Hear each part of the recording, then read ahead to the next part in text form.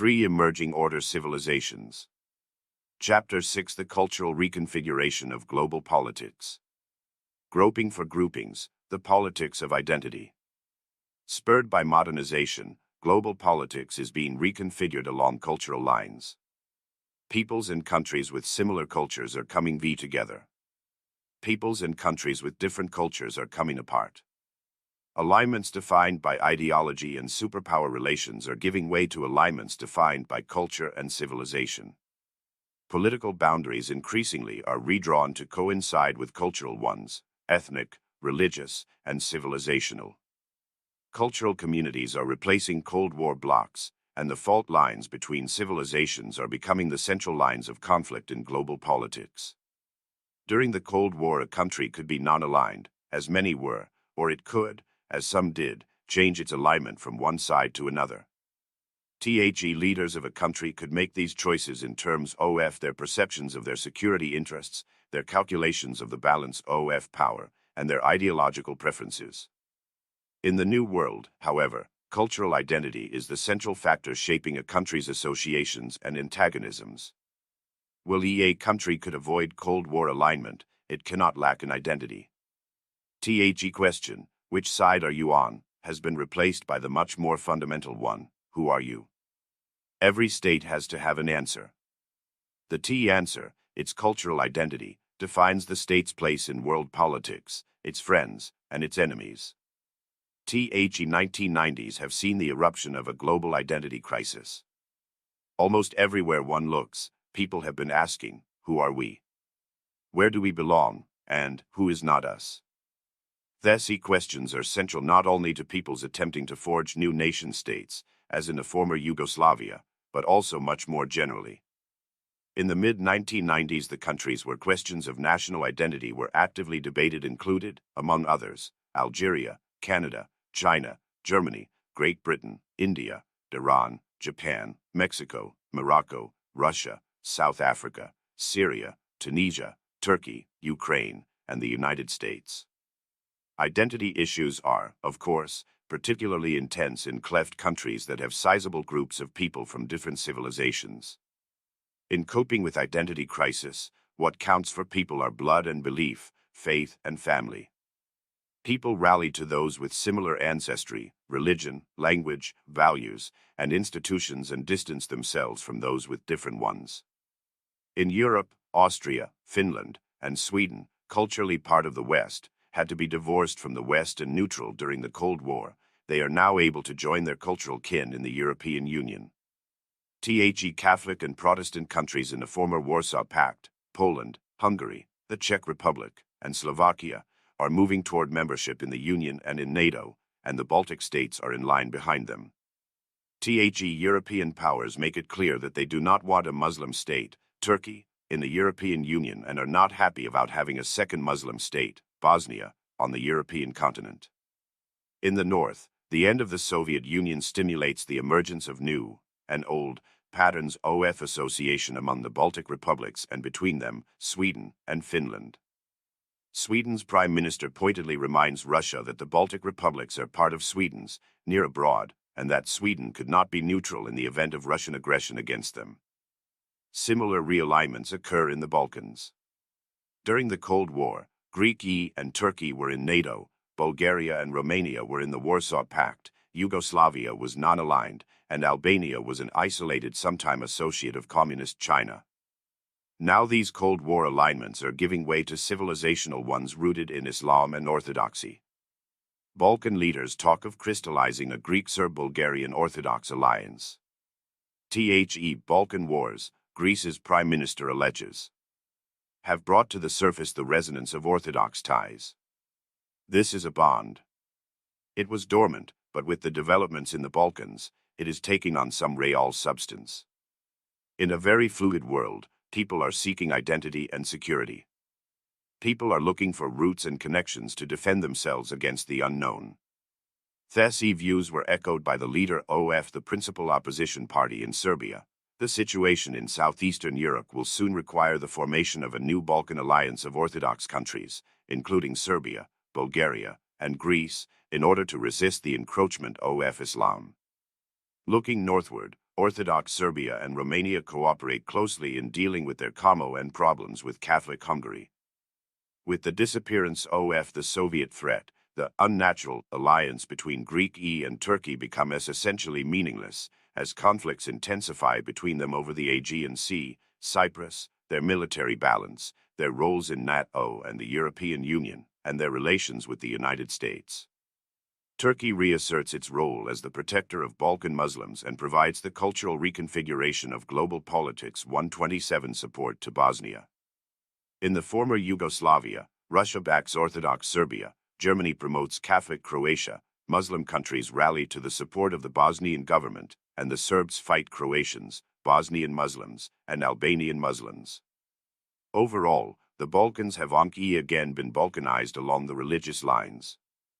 Two axes are emerging, as Misha Glenny observed, one dressed in the garb of Eastern Orthodoxy, one veiled in Islamic raiment, and the possibility exists of an ever greater struggle for influence between the Belgrade/Athens axis and the Albanian/Turkish alliance. One meanwhile in the former Soviet Union, Orthodox Belarus, Moldova, and Ukraine gravitate toward Russia, and Armenians and Azeris fight each other while their Russian and Turkish kin attempt both to support them and to contain the conflict. Russian army fights Muslim fundamentalists in Tajikistan and Muslim nationalists in Chechnya.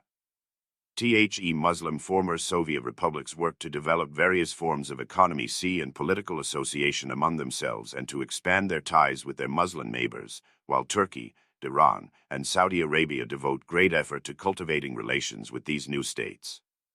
In the subcontinent, India and Pakistan remain at loggerheads over Kashmir, and the military balance between them, fighting in Kashmir intensifies, and within India, new conflicts arise between Muslim and Hindu fundamentalists. In East Asia, home to people of 6 different civilizations, arms buildups gain momentum and territorial disputes come to the fore. 3 lesser Chinas, Taiwan, Hong Kong, and Singapore, and the overseas Chinese communities in Southeast Asia become increasingly oriented toward, involved in, and dependent on the mainland. 2 Koreas move hesitatingly but meaningfully toward unification. Relations in Southeast Asian states between Muslims, on the one hand, and Chinese and Christians, on the other, become increasingly tense and at times violent. In Latin America, economy associations, Mercosur, the Andean Pact, the Tripartite Pact, Mexico, Colombia, Venezuela, the Central American Common Market, take on a new life, reaffirming the point demonstrated most graphically by the European Union that economy integration proceeds faster and further when it is based on cultural commonality. At the same time, the United States and Canada attempt to absorb Mexico into the North American Free Trade Area in a process whose long-term success depends largely on the ability of Mexico to redefine itself culturally from Latin American to North American. With the end of the Cold War order, countries throughout the world began developing new and reinvigorating old antagonisms and affiliations. The Y have been groping for groupings, and they are finding those groupings with countries of similar culture and the same civilization.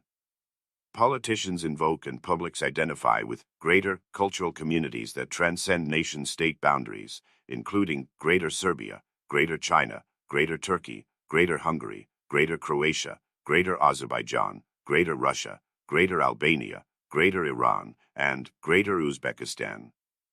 Will political and economy alignments always coincide with those of culture and civilization? Of course not. Balance of power considerations will at times lead to cross-civilizational alliances, as they did when Francis I joined with the Ottomans against the Habsburgs. In addition, patterns of association formed to serve the purposes of states in one era will persist into a new era. They are, however, likely to become weaker and less meaningful and to be adapted to serve the purposes of the new age. Greek and Turkey will undoubtedly remain members of NATO, but their ties to other NATO states are likely to attenuate. So also are the alliances of the United States with Japan and Korea, its de facto alliance with Israel, and its security ties with Pakistan. Multi-civilizational international organizations like ASEAN could face increasing difficulty in maintaining their coherence. Countries such as India and Pakistan, partners of different superpowers during the Cold War, now redefine their interests and seek new associations reflecting the realities of cultural politics.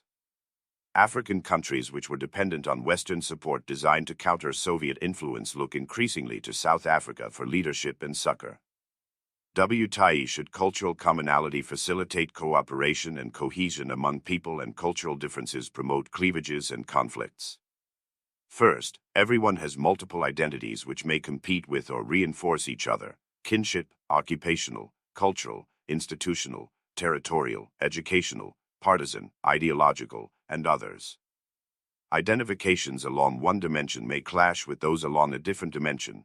In a classic case, the German workers in 1914 had to choose between their class identification with the international proletariat and a national identification with the German people and empire. In the contemporary world, cultural identification is dramatically increasing in importance compared to other dimensions of identity. Along any single dimension, identity is usually most meaningful at the immediate face-to-face level. Narrower identities, however, do not necessarily conflict with broader ones. A military officer can identify institutionally with his company, regiment, division, and service. Similarly, a person can identify culturally with his or her clan, ethnic group, nationality, religion, and civilization.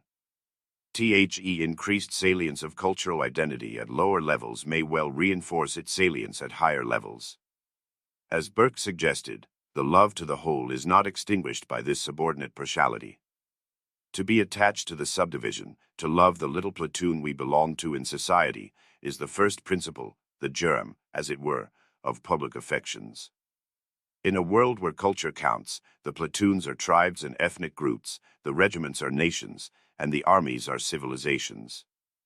Increased extent to which people throughout the world differentiate themselves along cultural lines means that conflicts between cultural groups are increasingly important. Civilizations are the broadest cultural entities. Hence, conflicts between groups from different civilizations become central to global politics.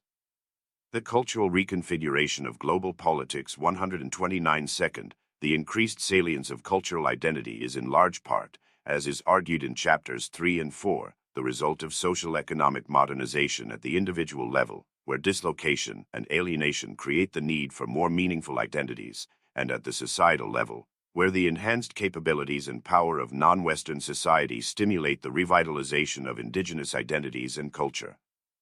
Third, identity at any level, personal, tribal, racial, civilizational, can only be defined in relation to an other, a different person, tribe, race, or civilization. Historically, relations between states or other entities of the same civilization have differed from relations between states or entities of different civilizations. Separate codes govern behavior toward those who are like us and the barbarians who are not. Rules of the nations of Christendom for dealing with each other were different from those for dealing with the Turks and other heathens. Muslims acted differently toward those of Dar al-Islam and those of Dar al-Harb. Chinese treated Chinese foreigners and non-Chinese foreigners in separate ways. Civilizational, us, and the extra-civilizational, them, is a constant in human history. Differences in intra- and extra-civilizational behavior stem from 1. Feelings of superiority, and occasionally inferiority, toward people who are perceived as being very different. 2. Fear of and lack of trust in such people. 3. Difficulty of communication with them as a result of differences in language and what is considered civil behavior. 4. Lack of familiarity with the assumptions, motivations, social relationships, and social practices of other people. In today's world, improvements in transportation and communication have produced more frequent, more intense, more symmetrical, and more inclusive interactions among people of different civilizations. As a result, their civilizational identities become increasingly salient. French, Germans, Belgians, and Dutch increasingly think of themselves as European. Middle East Muslims identify with and rally to the support of Bosnians and Chechens.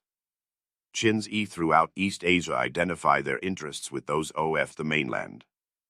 Russians identify with and provide support to Serbs and other Orthodox peoples. These broader levels of civilizational identity mean deeper consciousness of civilizational differences and of the need to protect what distinguishes us from them.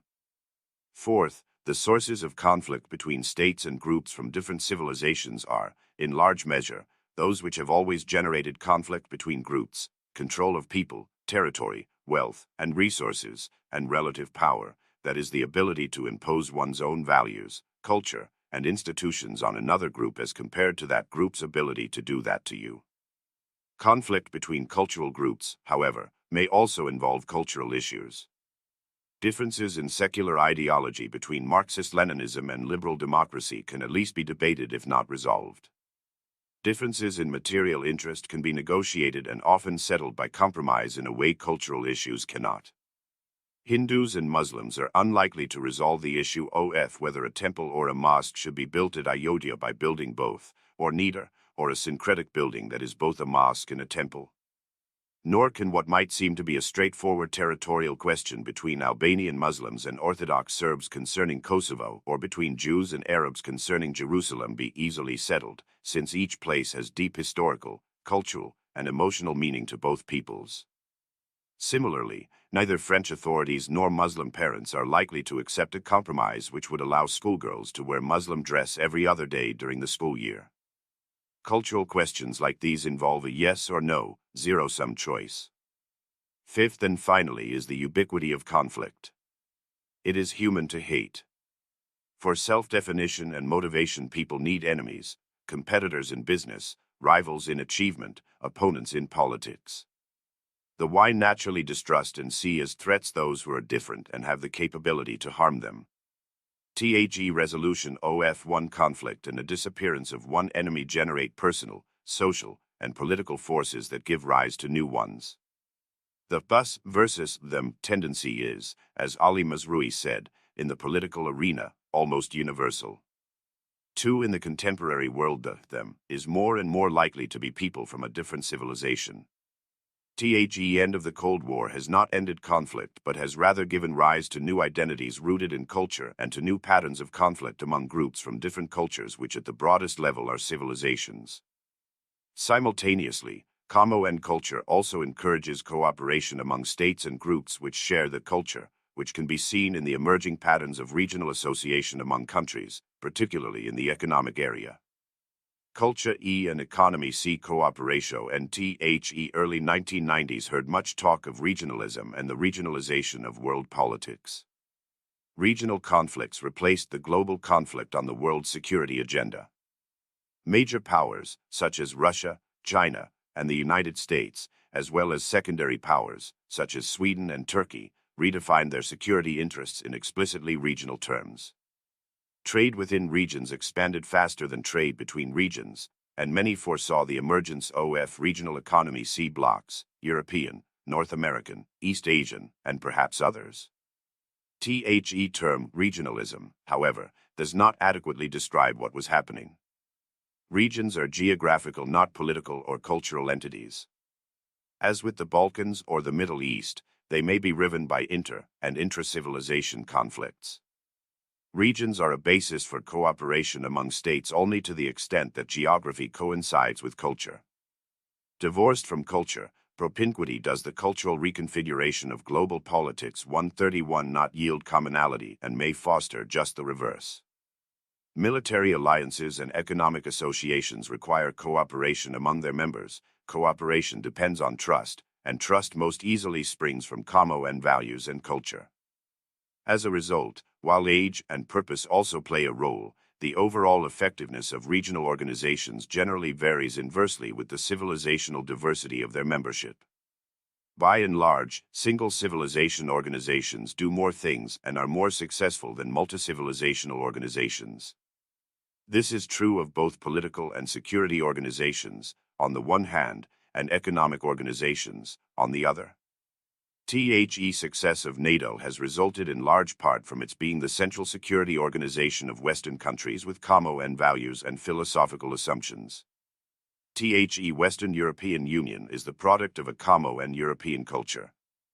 The Organization for Security and Cooperation in Europe, on the other hand, includes countries from at least three civilizations with quite different values and interests which pose major obstacles to its developing a significant institutional identity and a wide range of important activities. THE Single Civilization Caribbean Community, CARICOM, composed of 13 English-speaking former British colonies, has created an extensive variety of cooperative arrangements, with more intensive cooperation among some subgroupings. Efforts to create broader Caribbean organizations bridging the Anglo-Hispanic fault line in the Caribbean have, however, consistently failed. Similarly, the South Asian Association for Regional Cooperation, formed in 1985 and including 7 Hindu, Muslim, and Buddhist states, has been almost totally ineffectual, even to the point of not being able to hold meetings. 3THE relation of culture to regionalism is clearly evident with respect to economic integration. From least to most integrated, the 4 recognized levels of economic association among countries are 1. Free trade area, 2. Customs union, 3. Common market, 4. Economic union. THE European Union has moved furthest down the integration road with a common market and many elements of an economy C union. THE relatively homogeneous Mercosur and the Andean Pact countries in 1994 were in the process of establishing customs unions. In Asia, the multi-civilizational ASEAN only in 1992 began to move toward development of a free trade area. Other multi-civilizational economy C organizations lagged even further behind. In 1995, with the marginal exception of NAFTA, no such organization had created a free trade area, much less any more extensive form of economy C integration. In Western Europe and Latin America, civilizational commonality fosters cooperation and regional organization. Western Europeans and Latin Americans know they have much in common. 5 civilizations, 6 if Russia is included, exist in East Asia. East Asia, consequently, is the test case for developing meaningful organizations not rooted in commo and civilization. As of the early 1990s, no security organization or multilateral military alliance, comparable to NATO, existed in East Asia. A multi-civilizational regional organization, ASEAN, had been created in 1967 with 1 Sinic, 1 Buddhist, 1 Christian, and 2 Muslim member states, all of which confronted active challenges from communist insurgencies and potential ones from North Vietnam and China. ASEAN is often cited as an example of an effective multicultural organization. It is, however, an example of the limits of such organizations. It is not a military alliance. Will its members at times cooperate militarily on a bilateral basis? They are also all expanding their military budgets and engaged in military build-ups, in striking contrast to the reductions West European and Latin American countries are making. On the economy C front, ASEAN was from the beginning designed to achieve economic cooperation rather than economic integration, and as a result regionalism has developed at a modest pace, and even a free trade area is not contemplated until the 21st century. For in 1978 ASEAN created the post-ministerial conference in which its foreign ministers could meet with those from its dialogue partners, the United States, Japan, Canada, Australia, New Zealand, South Korea, and the European Community. THEPMC, however, has been primarily a forum for bilateral conversations and has been unable to deal with any significant security issues. 5 In 1993 ASEAN spawned a still larger arena, the ASEAN Regional Forum, which included its members and dialogue partners, plus Russia, China, Vietnam, Laos, and Papua New Guinea. As its name implies, however, this organization was a place for collective talk, not collective action. Members used its first meeting in July 1994 to air their views on regional security issues, but controversial issues were avoided because, as one official commented, if they were raised, the participants concerned would begin attacking each other. 6 ASEAN and its offspring evidence the limitations that inhere in multi-civilizational regional organizations. Meaningful East Asian regional organizations will emerge only if there is sufficient East Asian cultural commonality to sustain them.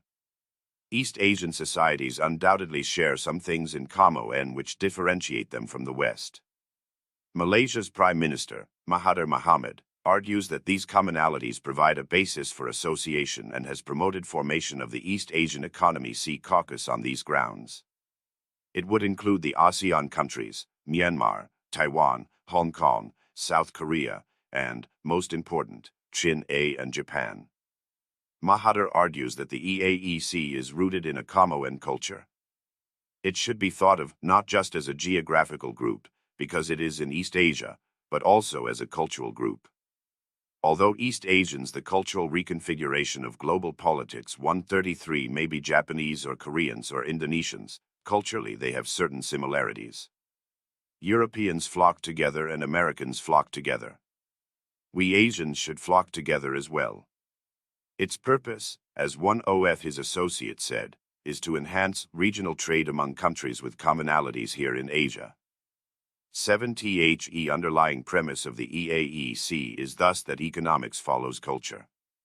Australia, New Zealand, and the United States are excluded from it because culturally they are not Asian. The success of the EAEC, however, depends overwhelmingly on participation by Japan and China. Mahathir has pleaded with the Japanese to join. Japan is Asian. Japan is of East Asia, he told a Japanese audience. You cannot turn from this geocultural fact. You belong here.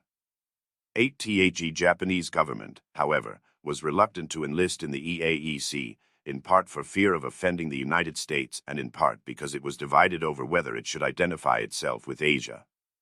If Japan joins the EAEC, it would dominate it, which is likely to cause fear and uncertainty among the members as well as intense antagonism on the part of China.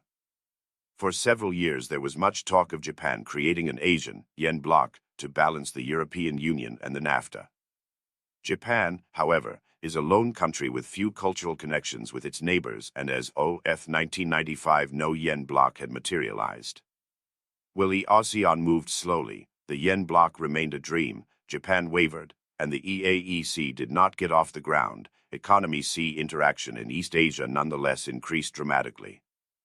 This expansion was rooted in the cultural ties among East Asian Chinese communities. These ties gave rise to continuing informal integration of a Chinese-based international economy, comparable in many respects to the Hanseatic League, and perhaps leading to a de facto Chinese common market. 9. See pages 168 to 74. In East Asia, as elsewhere, cultural commonality has been the prerequisite to meaningful economic integration. The end of the Cold War stimulated efforts to create new and to revive old regional economic organizations. The success of these efforts has depended overwhelmingly on the cultural homogeneity of the states involved. Shimon Peres' 1994 plan for a Middle East Comoen market is likely to remain a desert mirage for some while to come. The Arab world, one Arab official commented, is not in need of an institution or a development bank in which Israel participates. 10th Association of Caribbean States, created in 1994 to link CARICOM to Haiti and the Spanish-speaking countries of the region, shows little signs of overcoming the linguistic and cultural differences of its diverse membership and the insularity of the former British colonies and their overwhelming orientation toward the United States. 1 efforts involving more culturally homogeneous organizations, on the other hand, were making progress. Although divided along sub-civilizational lines, Pakistan, Iran, and Turkey in 1985 revived the moribund regional cooperation for development which they had established in 1977, renaming it the Economy C Cooperation Organization. Agreements were subsequently reached on tariff reductions and a variety of other measures, and in 1992 ECO membership was expanded to include Afghanistan and the 6 Muslim former Soviet republics. Meanwhile, the 5 Central Asian former Soviet republics in 1991 agreed in principle to create a Comoen market, and in 1994 the 2 largest states, Uzbekistan and Kazakhstan, signed an agreement to allow the free circulation of goods, services and capital, and to coordinate their fiscal, monetary, and tariff policies. In 1991 Brazil, Argentina, Uruguay, and Paraguay joined together in Mercosur with the goal of leapfrogging the normal stages of Economy C integration, and by 1995 a partial customs union was in place.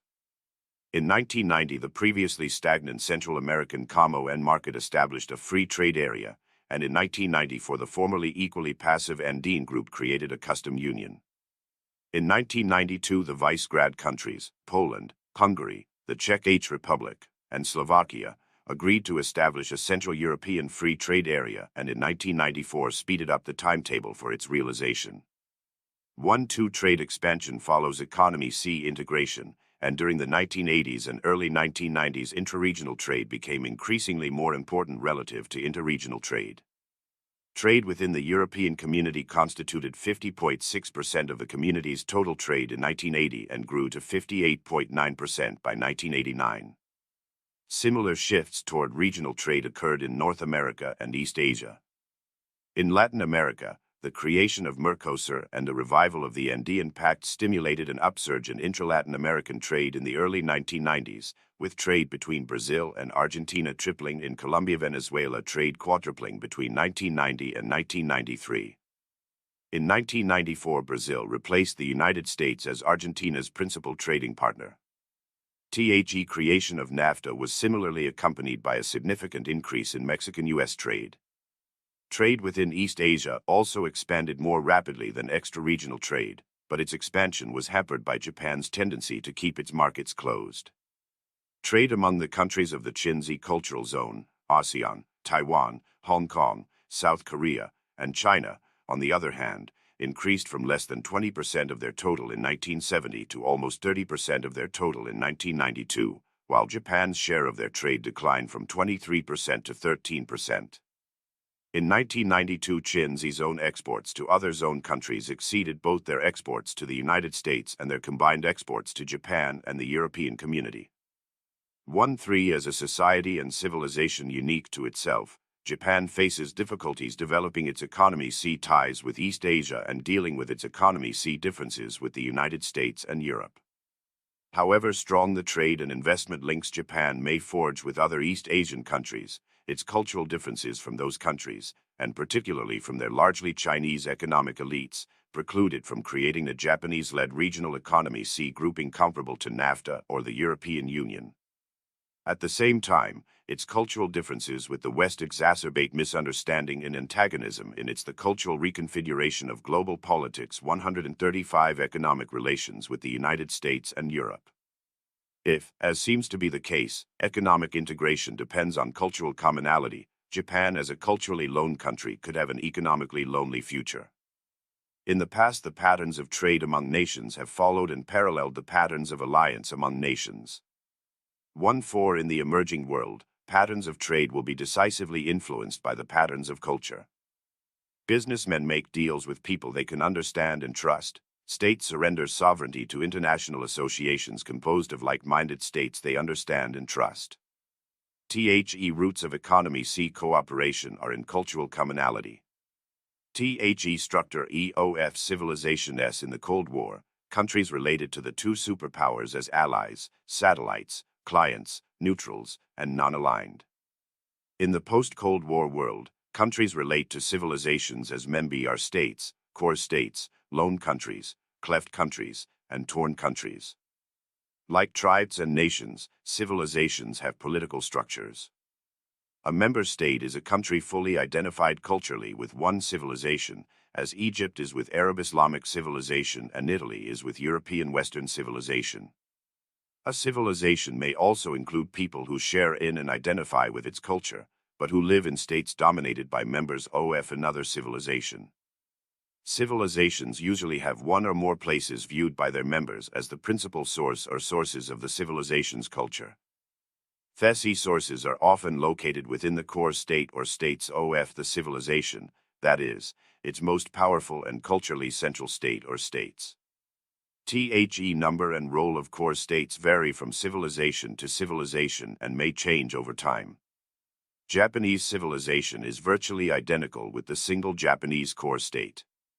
Sinic, Orthodox, and Hindu civilizations each have one overwhelmingly dominant core state, other membi are states, and people affiliated with their civilization in states dominated by people of a different civilization, overseas Chinese, near abroad Russians, Sri Lankan Tamils.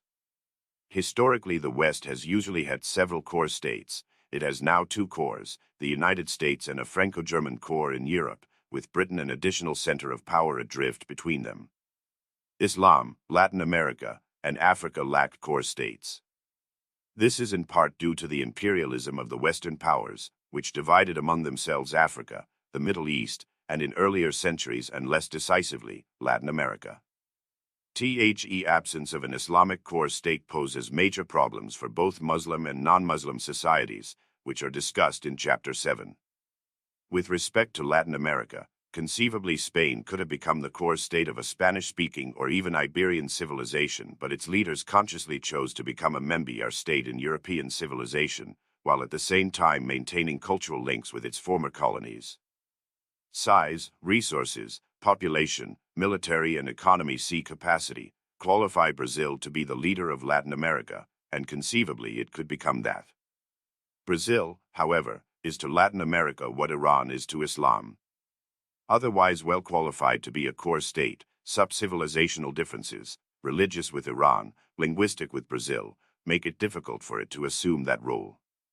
Latin America thus has several states, Brazil, Mexico, Venezuela, and Argentina, which cooperate in and compete for leadership.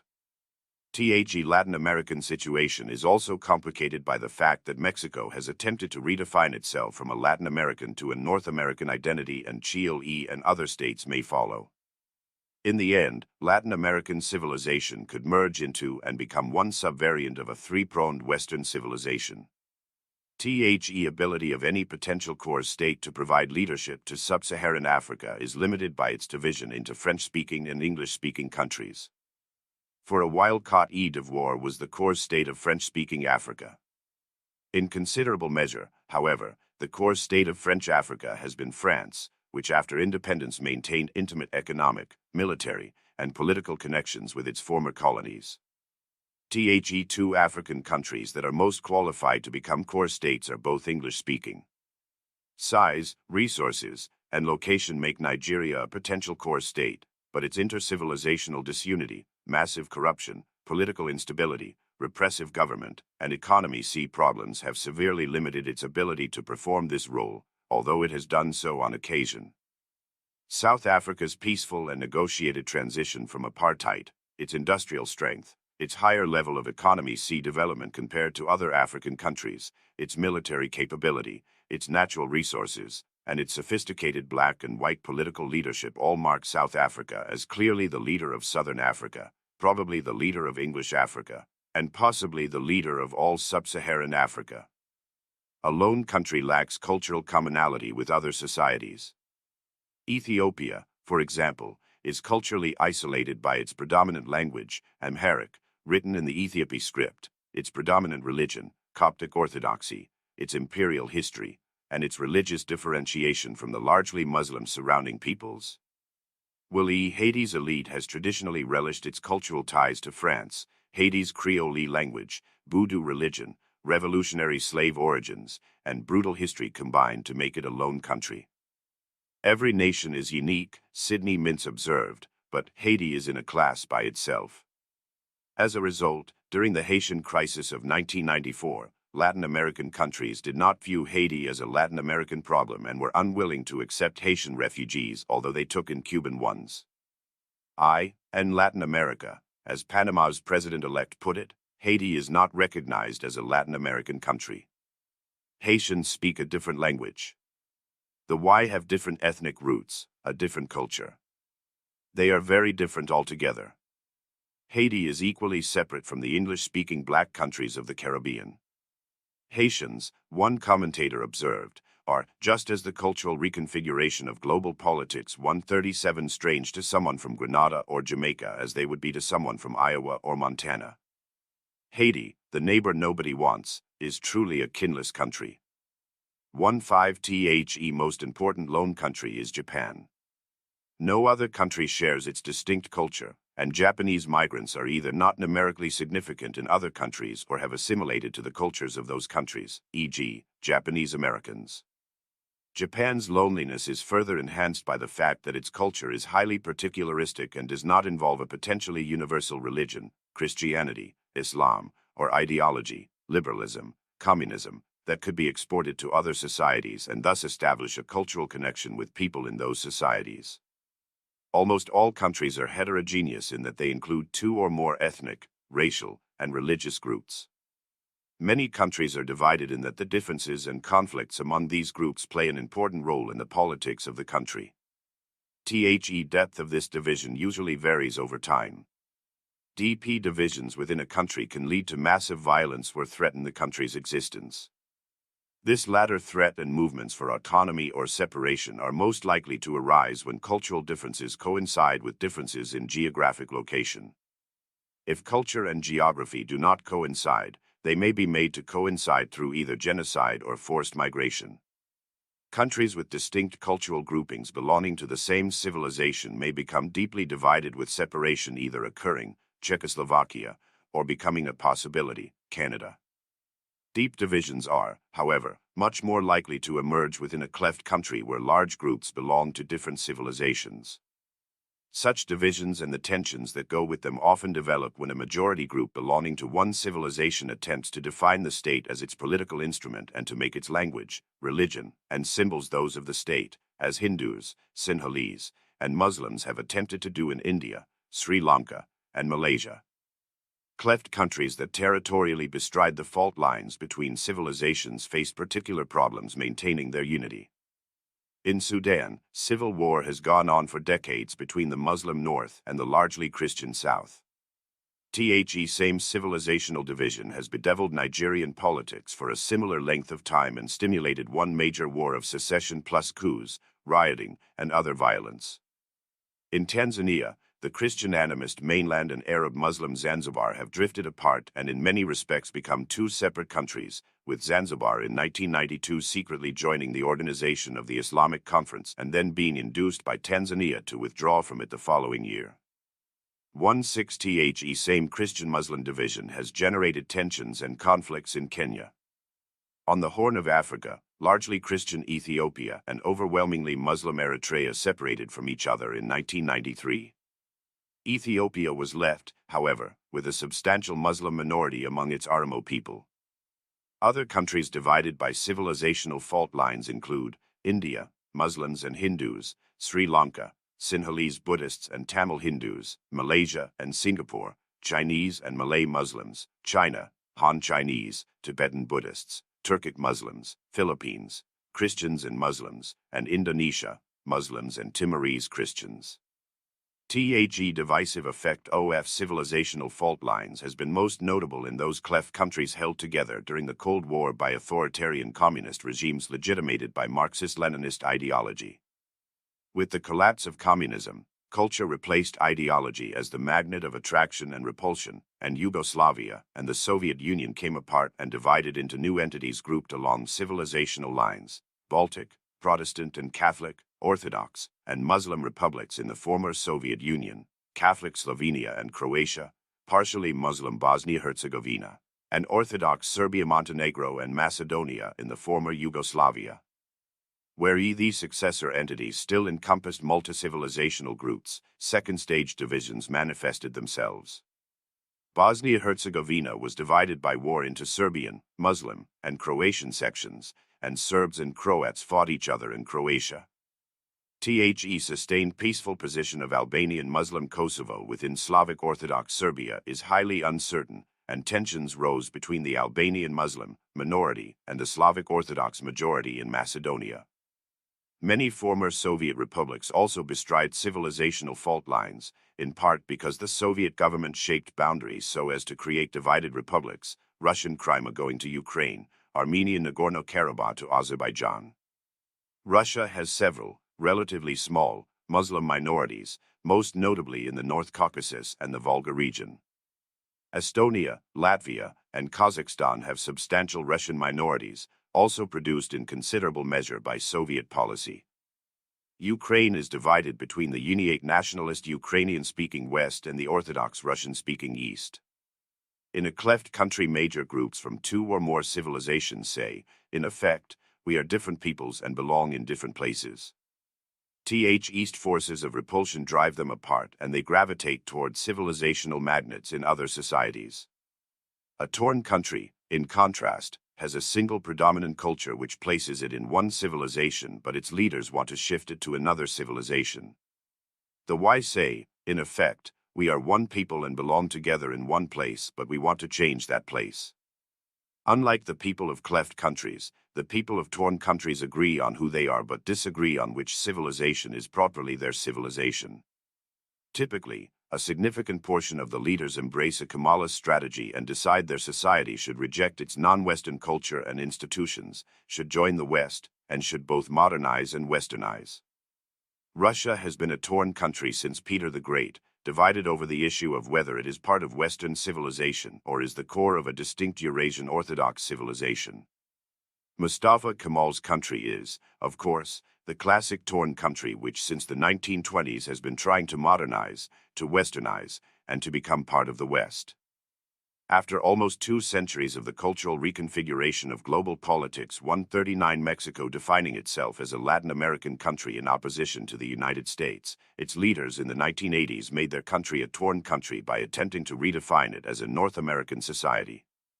Australia's leaders in the 1990s, in contrast, are trying to delink their country from the West and make it a part of Asia, thereby creating a torn country in reverse. Torn countries are identifiable by 2 phenomena. Their leaders refer to them as a bridge between 2 cultures, and observers describe them as Janus-faced.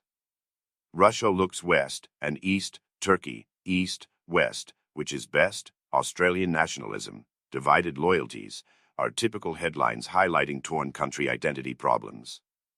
17 Tor and countries, The failure of civilization and shift in G for a torn country successfully to redefine its civilizational identity, at least 3 requirements must be met.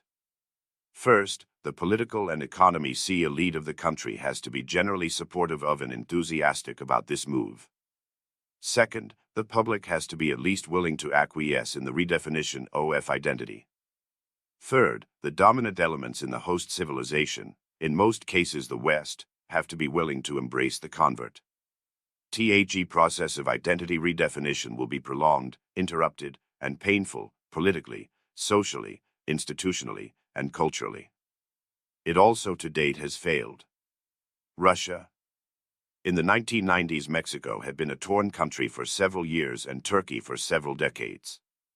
Russia, in contrast, has been a torn country for several centuries, and unlike Mexico or Republican Turkey, it is also the core state of a major civilization. If Turkey or Mexico successfully redefine themselves as members of Western civilization, the effect on Islamic or Latin American civilization would be minor or moderate. If Russia became Western, Orthodox civilization ceases to exist. The collapse of the Soviet Union rekindled among Russians debate on the central issue of Russia and the West. Russia's relations with Western civilization have evolved through 4 phases. In the first phase, which lasted down to the reign of Peter the Great, 1689 to 1725, Kievan Rus and Muscovy existed separately from the West and had little contact with Western European societies. Russian civilization developed as an offspring of Byzantine civilization, and then for 200 years, from the mid-13th to the mid-15th centuries, Russia was under Mongol suzerainty. Russia had no or little exposure to the defining historical phenomena of Western civilization, Roman Catholicism, feudalism, the Renaissance, the Reformation, overseas expansion and colonization, the Enlightenment, and the emergence of the nation-state. 7 of the 8 previously identified distinctive features of Western civilization, religion, languages, separation of church and state, rule of law, social pluralism, representative bodies, individualism, were almost totally absent from the Russian experience. The only possible exception is the classical legacy, which, however, came to Russia via Bison, Ham and Henke was quite different from that which came to the West directly from Rome. Russian civilization was a product of its indigenous roots in Kievan Rus and Muscovy, substantial Byzantine impact, and prolonged Mongol rule. These influences shaped a society and a culture which had little resemblance to those developed in Western Europe under the influence of very different forces. At the end of the 17th century, Russia was not only different from Europe, it was also backward compared to Europe, as Peter the Great learned during his European tour in 1697 to 1698. He became determined both to modernize and to westernize his country. To make his people look European, the first thing Peter did on returning to Moscow was to shave the beards of his nobles and ban their long gowns and conical hats. Although Peter did not abolish the Cyrillic alphabet, he did reform and simplify it and introduce Western words and phrases. He gave top priority, however, to the development and modernization of Russia's military forces, creating a navy, introducing conscription, building defense industries, establishing technical schools, sending people to the West to study, and importing from the West the latest knowledge concerning weapons, ships and shipbuilding, navigation, bureaucratic administration, and other subjects essential to military effectiveness. To provide for these innovations, he drastically reformed and expanded the tax system and also, toward the end of his reign, reorganized the structure of government. Determined to make Russia not only a European power but also a power in Europe, he abandoned Moscow, created a new capital at St. Petersburg, and launched the Great Northern War against Sweden in order to establish Russia as the predominant force in the Baltic and to create a presence in Europe. In attempting to make his country modern and Western, however, Peter also reinforced Russia's Asiatic characteristics by perfecting despotism and eliminating any potential source of social or political pluralism. Russian nobility had never been powerful. Peter reduced them still further, expanding the service nobility and establishing a table of ranks based on merit, not birth or social position. Noblemen like peasants were conscripted into the service of the state, forming the cringing aristocracy that later infuriated Custine. 1/8 autonomy of the serfs was further restricted as they were bound more firmly to both their land and their master.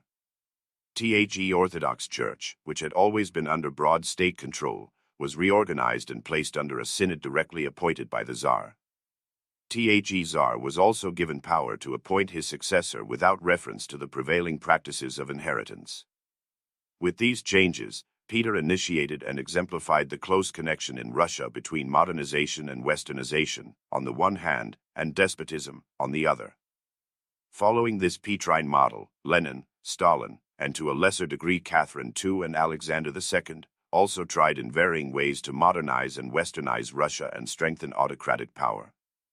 At least until the 1980s, the democratizers in Russia were usually Zapadnik, but the Zapadnik, the cultural reconfiguration of global politics 141, were not democratizers.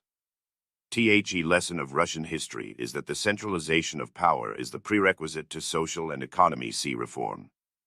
In the late 1980s, associates of Gorbachev lamented their failure to appreciate this fact in decrying the obstacles which Glasnost had created for economy liberalization. Peter was more successful making Russia part of Europe than making Europe part of Russia. In contrast to the Ottoman Empire, the Russian Empire came to be accepted as a major and legitimate participant in the European international system. At home, Peter's reforms brought some changes, but his society remained hybrid. Apart from a small elite, Asiatic and Byzantine ways, institutions, and beliefs predominated in Russian society and were perceived to do so by both Europeans and Russians. Scratch a Russian, de Maester observed, and you wound a Tatar. Peter created a torn country, and during the 19th century Slavophiles and Zapadnik jointly lamented this unhappy state and vigorously disagreed on whether to end it by becoming thoroughly Europeanized or by eliminating European influences and returning to the true soul of Russia. A Westernizer like Jadiev argued that the sun is the sun of the West, and Russia must use this light to illuminate and to change its inherited institutions. A Slavophile like Danilevsky, in words that were also heard in the 1990s, denounced Europeanizing efforts as distorting the people's life and replacing its forms with alien, foreign forms, borrowing foreign institutions and transplanting them to Russian soil, and regarding both domestic and foreign relations and questions of Russian life from a foreign, European viewpoint, viewing them, as it were, through a glass fashioned to a European angle of refraction. 19 in subsequent Russian history, Peter became the hero of Zapadnik and the Satan of their opponents, represented at the extreme by the Eurasians of the 1920s who denounced him as a traitor and hailed the Bolsheviks for rejecting westernization, challenging Europe, and moving the capital back to Moscow. The Bolshevik Revolution initiated a third phase in the relationship between Russia and the West, very different from the ambivalent one that had existed for 2 centuries. It created a political economic system which could not exist in the West in the name of an ideology which was created in the West. The Slavophiles and Zapadnik had debated whether Russia could be different from the West without being backward compared to the West. Communism brilliantly resolved this issue. Russia was different from and fundamentally opposed to the West because it was more advanced than the West. It was taking the lead in the proletarian revolution which would eventually sweep across the world. Russia embodied not a backward Asiatic past but a progressive Soviet future. In effect, the revolution enabled Russia to leapfrog the West, differentiating itself not because you are different and we won't become like you, as the Slavophiles had argued, but because we are different and eventually you will become like us, as was the message of the Communist International. Yet at the same time that communism enabled Soviet leaders to distinguish themselves from the West, it also created powerful ties to the West. Marx and Engels were German. Most of the principal exponents of their views in the late 19th and early 20th centuries were Western European. By 1910, many labor unions and social democratic and labor parties in Western societies were committed to their ideology and were becoming increasingly influential in European politics. After the Bolshevik Revolution, left-wing parties split into communist and socialist parties, and both were often powerful forces in European countries. Throughout much of the West, the Marxist perspective prevailed.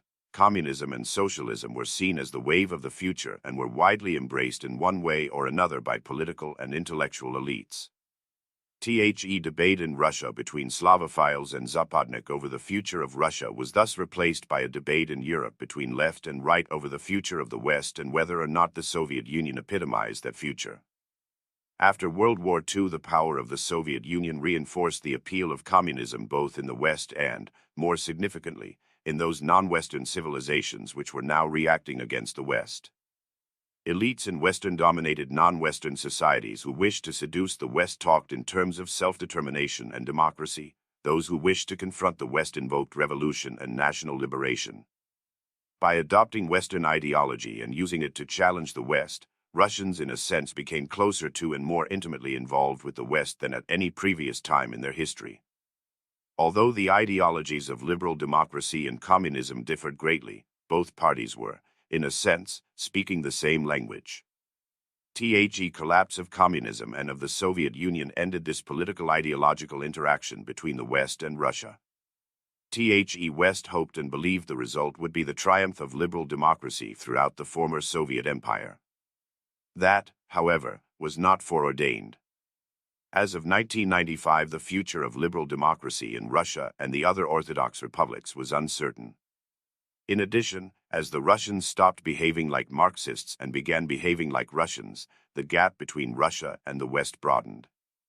The conflict between liberal democracy and Marxist-Leninism was between ideologies which, despite their major differences, were both modern and secular and ostensibly shared ultimate goals of freedom, equality, and material well-being. A Western Democrat could carry on an intellectual debate with a Soviet Marxist.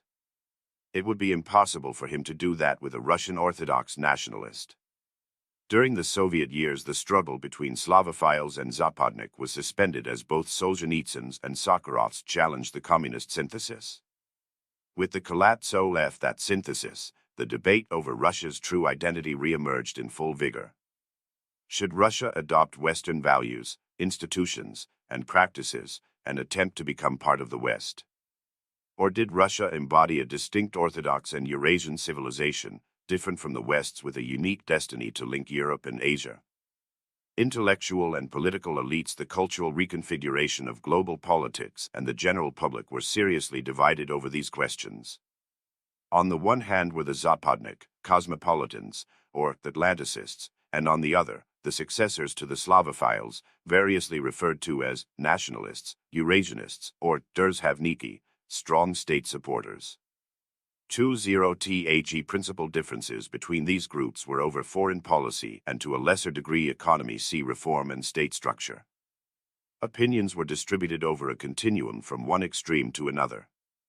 Grouped toward one end of the spectrum were those who articulated the new thinking espoused by Gorbachev and epitomized in his goal of a common European home, and many of Yeltsin's top advisors expressed in his desire that Russia become a normal country and be accepted as the eighth member of the G7 club of major industrialized democracies.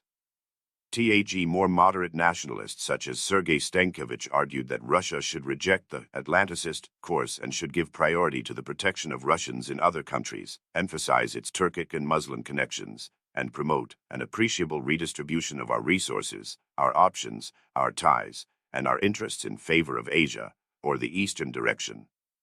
2-1 People of this persuasion criticized Yeltsin for subordinating Russia's interests to those of the West, for reducing Russian military strength, for failing to support traditional friends such as Serbia, and for pushing economic and political reform in ways injurious to the Russian people.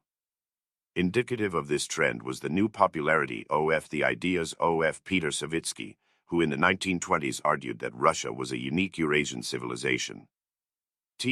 More extreme nationalists were divided between Russian nationalists, such as Solzhenitsyn, who advocated a Russia including all Russians plus closely linked Slavic Orthodox Belarusians and Ukrainians but no one else, and the imperial nationalists, such as Vladimir Zhirinovsky, who wanted to recreate the Soviet Empire and Russian military strength. People in the latter group at times were anti-Semitic as well as anti-Western and wanted to reorient Russian foreign policy to the East and South, either dominating the Muslim South, as Zhirinovsky urged, or cooperating with Muslim states and China against the West. Nationalists also backed more extensive support for the Serbs in their war with the Muslims. Differences between cosmopolitans and nationalists were reflected institutionally in the outlooks of the foreign ministry and the military. The why were also reflected in the shifts in Yeltsin's foreign and security policies, first in one direction and then in the other. Russian public was as divided as the Russian elites. A 1992 poll of a sample of 206 European Russians found that 40% of the respondents were open to the West, 36% closed to the West, and 24% undecided. In the December 1993 parliamentary elections, reformist parties won 34.2% of the vote, anti-reform and nationalist parties 43.3%, and centrist parties 13.7%. Similarly, in the June 1996 presidential election, the Russian public divided again, with roughly 43% supporting the West's candidate, Yeltsin, and other reform candidates, and 52% voting for nationalist and communist candidates. On the central issue of its identity, Russia in the 1990s clearly remained a torn country, with the Western Slavophile duality, an inalienable trait of the national character, Turkey. Through a carefully calculated series of reforms in the 1920s and 1930s, Mustafa Kemal Ataturk attempted to move his people away from their Ottoman and Muslim past. Basic principles, or 6 arrows, of Kemalism were populism, republicanism, nationalism, secularism, statism, and reformism. Rejecting the idea of a multinational empire, Kemal aimed to produce a homogeneous nation-state, expelling and killing Armenians and Greeks in the process. He then deposed the Sultan and established a Western-type republican system of political authority. He abolished the caliphate, the central source of religious authority, ended the traditional education and religious ministries, abolished the separate religious schools and colleges, established a unified secular system of public education, and did away with the religious courts that applied Islamic law, replacing them with a new legal system based on the Swiss Civil Code. He also replaced the traditional calendar with the Gregorian calendar and formally disestablished Islam as the state religion. Emulating Peter the Great, he prohibited use of the fez because it was a symbol of religious traditionalism, encouraged people to wear hats, and decreed that Turkish would be written in Roman rather than Arabic script. This latter reform was of fundamental importance. It made it virtually impossible for the new generations educated in the Roman script to acquire access to the vast bulk of traditional literature. It encouraged the learning of European languages, and it greatly eased the problem of increasing literacy. 4 Having redefined the national, political, religious, and cultural identity of the Turkish people, Kemal in the 1930s vigorously attempted to promote Turkish economic development. Westernization went hand in hand with and was to be the means of modernization. Turkey remained neutral during the West Civil War between 1939 and 1945. Following that war, however, it quickly moved to identify itself still further with the West. Explicitly following Western models, it shifted from one-party rule to a competitive party system. It lobbied for and eventually achieved NATO membership in 1952, thus confirming itself as a member of the free world. It became the recipient of billions of dollars of Western economic and security assistance. Its military forces were trained and equipped by the West and integrated into the NATO command structure. It hosted American military bases. Turkey came to be viewed by the West as its eastern bulwark of containment, preventing the expansion of the Soviet Union toward the Mediterranean, the Middle East, and the Persian Gulf. This linkage with and self-identification with the West caused the Turks to be denounced by the non-Western, non-aligned countries at the 1955 Bandung Conference and to be attacked as blasphemous by Islamic countries. 2.5 The cultural reconfiguration of global politics. 145 After the Cold War, the Turkish elite remained overwhelmingly supportive of Turkey being Western and European. Sustained NATO membership is for them indispensable because it provides an intimate organizational tie with the West and is necessary to balance Greece. Turkey's involvement with the West, embodied in its NATO membership, was, however, a product of the Cold War. Its end removes the principal reason for that involvement and leads to a weakening and redefinition of that connection. Turkey is no longer useful to the West as a bulwark against the major threat from the North, but rather, as in the Gulf War, a possible partner in dealing with lesser threats from the South. In that war, Turkey provided crucial help to the anti-Saddam Hussein coalition by shutting down the pipeline across its territory through which Iraqi oil reached the Mediterranean and by permitting American planes to operate against Iraq from bases in Turkey. Thus, decisions by President Özal, however, stimulated substantial criticism in Turkey and prompted the resignation of the foreign minister, the defense minister, and the chief of the general staff, as well as large public demonstrations protesting Özal's close cooperation with the United States. Subsequently, both President Demirel and Prime Minister Siller urged early ending of UN sanctions against Iraq, which also imposed considerable economic burden on Turkey. 2.6 Turkey's willingness to work with the West in dealing with Islamic threats from the South is more uncertain than was its willingness to stand with the West against the Soviet threat. During the Gulf crisis, opposition by Germany, a traditional friend of Turkey's, to viewing an Iraqi missile attack on Turkey as an attack on NATO also showed that Turkey could not count on Western support against Southern threats. Cold War confrontations with the Soviet Union did not raise the question of Turkey's civilization identity. Post-Cold War relations with Arab countries do. Beginning in the 1980s, perhaps the primary, foreign policy goal of Turkey's Western-oriented elite has been to secure membership in the European Union. Turkey formally applied for membership in April 1987. In December 1989, Turkey was told that its application could not be considered before 1993. In 1994, the Union approved the applications of Austria, Finland, Sweden, and Norway, and it was widely anticipated that in the coming years favorable action would be taken on those of Poland, Hungary, and the Czech Republic, and later possibly on Slovenia, Slovakia, and the Baltic republics. Turks were particularly disappointed that again Germany, the most influential member of the European community, did not actively support their membership and instead gave priority to promoting membership for the Central European states. 2.7 Pressured by the United States.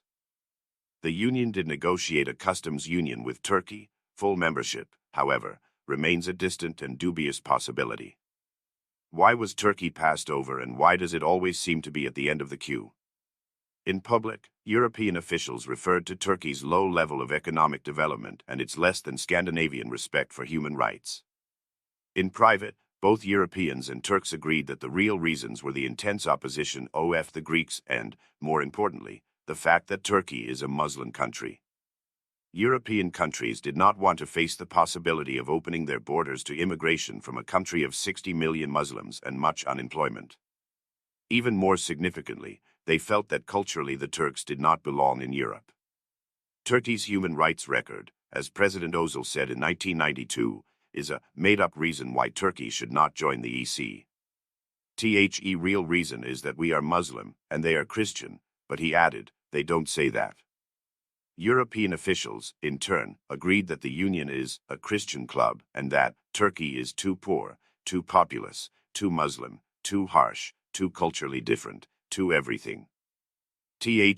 Private nightmare, of Europeans, one observer commented, is the historical memory of Saracen raiders in Western Europe and the Turks at the gates of Vienna. These attitudes, in turn, generated the common perception among Turks that the West sees no place for a Muslim Turkey within Europe. 2-8 Having rejected Mecca, and being rejected by Brussels, Turkey seized the opportunity opened by the dissolution of the Soviet Union to turn toward Tashkent. President Özal and other Turkish leaders held out the vision of a community of Turkic peoples and made great efforts to develop links with the external Turks in Turkeys near abroad, stretching from the Adriatic to the borders of China. Particular attention was directed to Azerbaijan and the 4 Turkic-speaking Central Asian republics of Uzbekistan, Turkmenistan, Kazakhstan, and Kyrgyzstan. In 1991 and 1992, Turkey launched a wide range of activities designed to bolster its ties with and its influence in these new republics.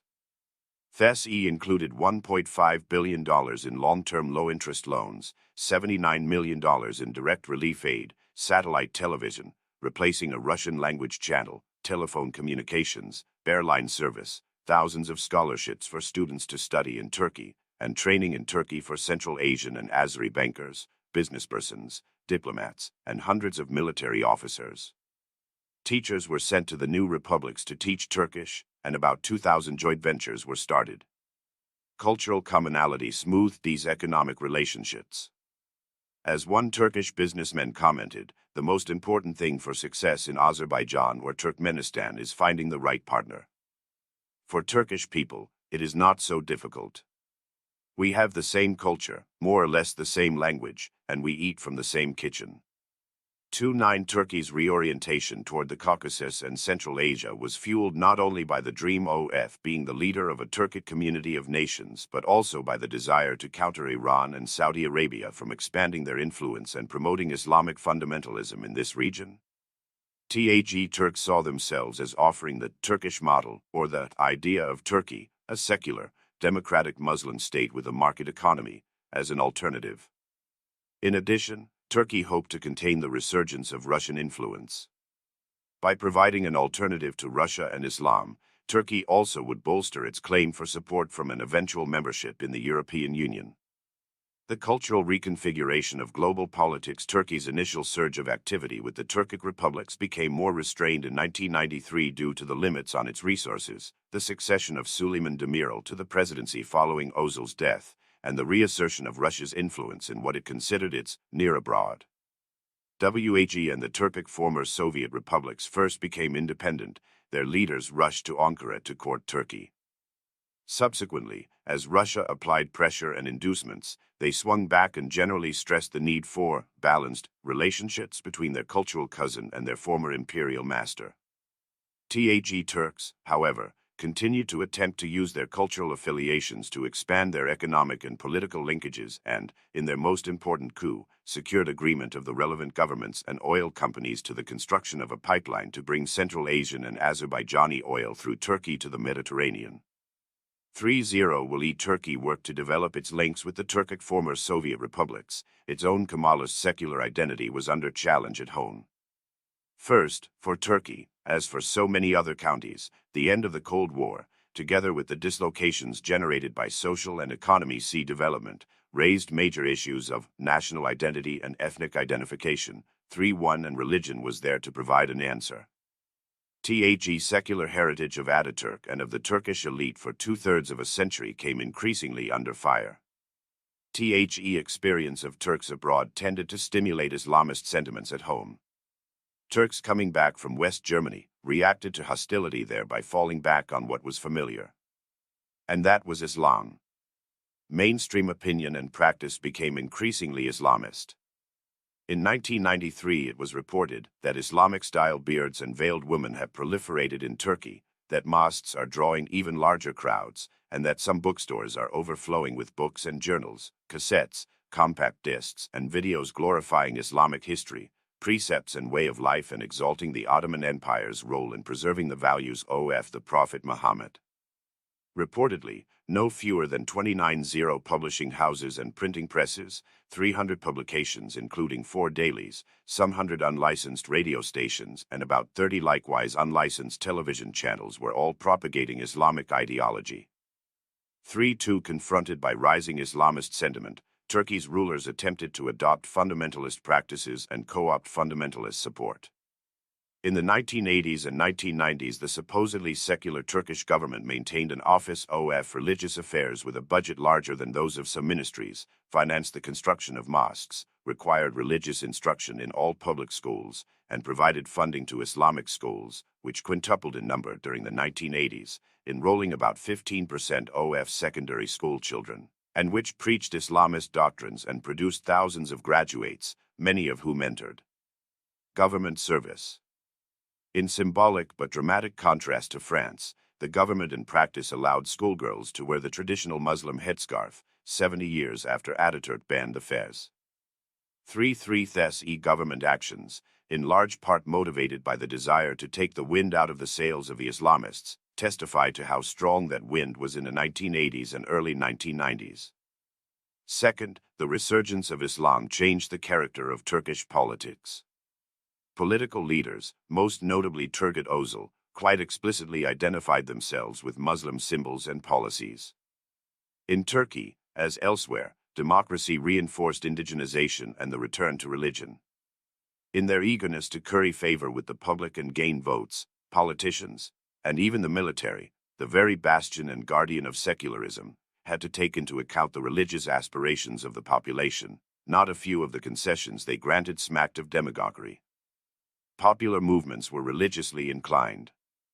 While the elite and bureaucratic groups, particularly the military, were secularly oriented, Islamist sentiments manifested themselves within the armed forces, and several hundred cadets were purged from military academies in 1987 because of suspected Islamist sentiments. Major political parties increasingly felt the need to seek electoral support from revived Muslim tariqas, or select societies, which Ataturk had banned. 3-4 In the March 1994 local elections, the Fundamentalist Welfare Party, alone among the 5 major parties, increased its share of the vote, receiving roughly 19% of the votes as compared with 21% for Prime Minister Siller's True Path Party and 20% for the late Özal's Motherland Party. The Welfare Party captured control of Turkey's 2 principal cities, Istanbul and Ankara, and ran extremely strong in the southeastern part of the country. In the December 1995 elections, the Welfare Party won more votes and seats in parliament than any other party, and 6 months later took over the government in coalition with one of the secular parties. As in other countries, support for the fundamentalists came from the young, returned migrants, the downtrodden and dispossessed, and new urban migrants, the sans-culottes of the big cities. 3-5 Third, the resurgence of Islam affected Turkish foreign policy. Under President Özal's leadership, Turkey decisively sided with the West in the Gulf War, anticipating that this action would further its membership in the European community. This consequence did not, however, materialize, and NATO hesitation over what response it would make if Turkey had been attacked by Iraq during that war did not reassure the Turks as to how NATO would respond to a non-Russian threat to their country. 3-6 Turkish leaders tried to expand their military connection with Israel, which provoked intense criticism from Turkish Islamists. More significantly, during the 1980s, Turkey expanded its relations with Arab and other Muslim countries, and in the 1990s actively promoted Islamic interests by providing significant support to the Bosnian Muslims as well as to Azerbaijan. With respect to the Balkans, Central Asia, or the Middle East, Turkish foreign policy was becoming increasingly Islamicized. For many years, Turkey met 2 of the 3 minimum requirements for a torn country to shift its civilizational identity. Turkey's elites overwhelmingly supported the move and its public was acquiescent. The elites of the recipient, the cultural reconfiguration of global politics, Western civilization, however, were not receptive. While the issue hung in the balance, the resurgence of Islam within Turkey activated anti-Western sentiments among the public and began to undermine the secularist, pro-Western orientation of Turkish elites. Obstacles to Turkey's becoming fully European, the limits on its ability to play a dominant role with respect to the Turkic former Soviet republics, and the rise of Islamic tendencies eroding the Ataturk inheritance, all seem to ensure that Turkey will remain a torn country. Reflecting these conflicting poles, Turkish leaders regularly described their country as a bridge between cultures. Turkey, Prime Minister Tansu Çiller argued in 1993, is both a Western democracy and part of the Middle East and bridges two civilizations, physically and philosophically. Reflecting this ambivalence, in public in her own country Çiller often appeared as a Muslim, but when addressing NATO she argued that the geographic and political fact is that Turkey is a European country. President Süleyman Demirel similarly called Turkey a very significant bridge in a region extending from west to east, that is from Europe to China. 37A Bridge, however, is an artificial creation connecting two solid entities but is part of neither. WHE and Turkey's leaders term their country a bridge, they euphemistically confirm that it is torn. Mexico. Turkey became a torn country in the 1920s, Mexico not until the 1980s. Yet their historical relations with the West have certain similarities. Like Turkey, Mexico had a distinctly non-Western culture. Even in the 20th century, as Octavio Paz put it, the core of Mexico is Indian. It is non-European. 3/8 in the 19th century, Mexico, like the Ottoman Empire, was dismembered by Western hands. In the second and third decades of the 20th century, Mexico, like Turkey, went through a revolution which established a new basis of national identity and a new one-party political system. In Turkey, however, the revolution involved both a rejection of traditional Islamic and Ottoman culture and an effort to import Western culture and to join the West. In Mexico, as in Russia, the revolution involved incorporation and adaptation of elements of Western culture, which generated a new nationalism opposed to the capitalism and democracy of the West. For 60 years Turkey tried to define itself as European, while Mexico tried to define itself in opposition to the United States. From the 1930s to the 1980s, Mexico's leaders pursued economic and foreign policies that challenged American interests. In the 1980s this changed. President Miguel de la Madrid began and his successor President Carlos Salinas de Gortari carried forward a full-scale redefinition of Mexican purposes, practices, and identity, the most sweeping effort at change since the Revolution of 1910. Salinas became, in effect, the Mustafa Kemal of Mexico. Ataturk promoted secularism and nationalism, dominant themes in the West of his time. Salinas promoted economy liberalism, one of two dominant themes in the West of his time, the other, political democracy, he did not embrace. As with Ataturk, these views were broadly shared by political and economy elites, many of whom, like Salinas and de la Madrid, had been educated in the United States. Salinas dramatically reduced inflation, privatized large numbers of public enterprises, promoted foreign investment, reduced tariffs and subsidies, restructured the foreign debt, challenged the power of labor unions, increased productivity, and brought Mexico into the North American Free Trade Agreement with the United States and Canada. Just as Ataturk's reforms were designed to transform Turkey from a Muslim Middle Eastern country into a secular European country, Salinas's reforms were designed to change Mexico from a Latin American country into a North American country. This was not an inevitable choice for Mexico. Conceivably, Mexican elites could have continued to pursue the anti-U.S. Third World nationalist and protectionist path that their predecessors had followed for most of the century.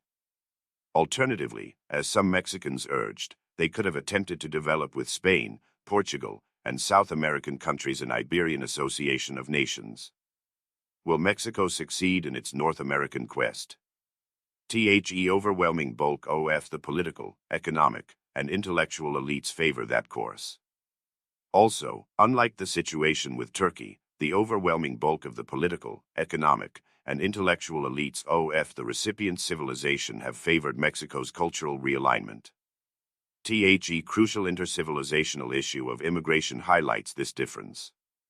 The fear of massive Turkish immigration generated resistance from both European elites and publics to bringing Turkey into Europe. In contrast, the fact of massive Mexican immigration, legal and illegal, into the United States was part of Salinas's argument for NAFTA, either you accept our goods or you accept our people. In addition, the cultural distance between Mexico and the United States is far less than that between Turkey and Europe. Mexico's religion is Catholicism, its language is Spanish, its elites were oriented historically to Europe, where they sent their children to be educated, and more recently to the United States, where they now send their children. The accommodation between Anglo-American North America and Spanish Indian Mexico should be considerably easier than that between Christian Europe and Muslim Turkey. Despite these commonalities, after ratification of NAFTA, opposition to any closer involvement with Mexico developed in the untied states with demands for restrictions on immigration, complaints about factories moving south, and questions about the ability of Mexico to adhere to North American concepts of liberty and the rule of law.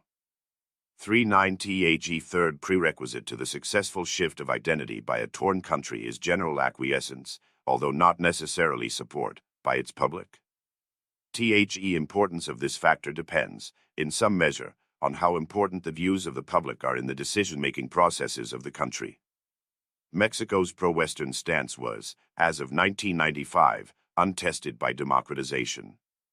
The New Year's Day revolt of a few thousand well-organized and externally supported the cultural reconfiguration of global politics. 1 guerrillas in Chiapas was not, in itself, an indication of substantial resistance to North Americanization.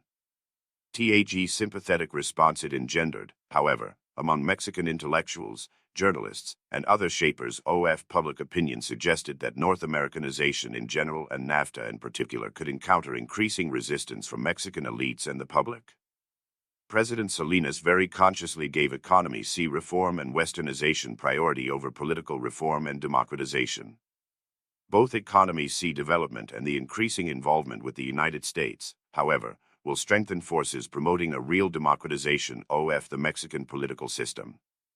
The key question for the future of Mexico is, to what extent will modernization and democratization stimulate de-Westernization, producing its withdrawal from the drastic weakening of NAFTA and parallel changes in the policies imposed on Mexico by its Western-oriented elites of the 1980s and 1990s?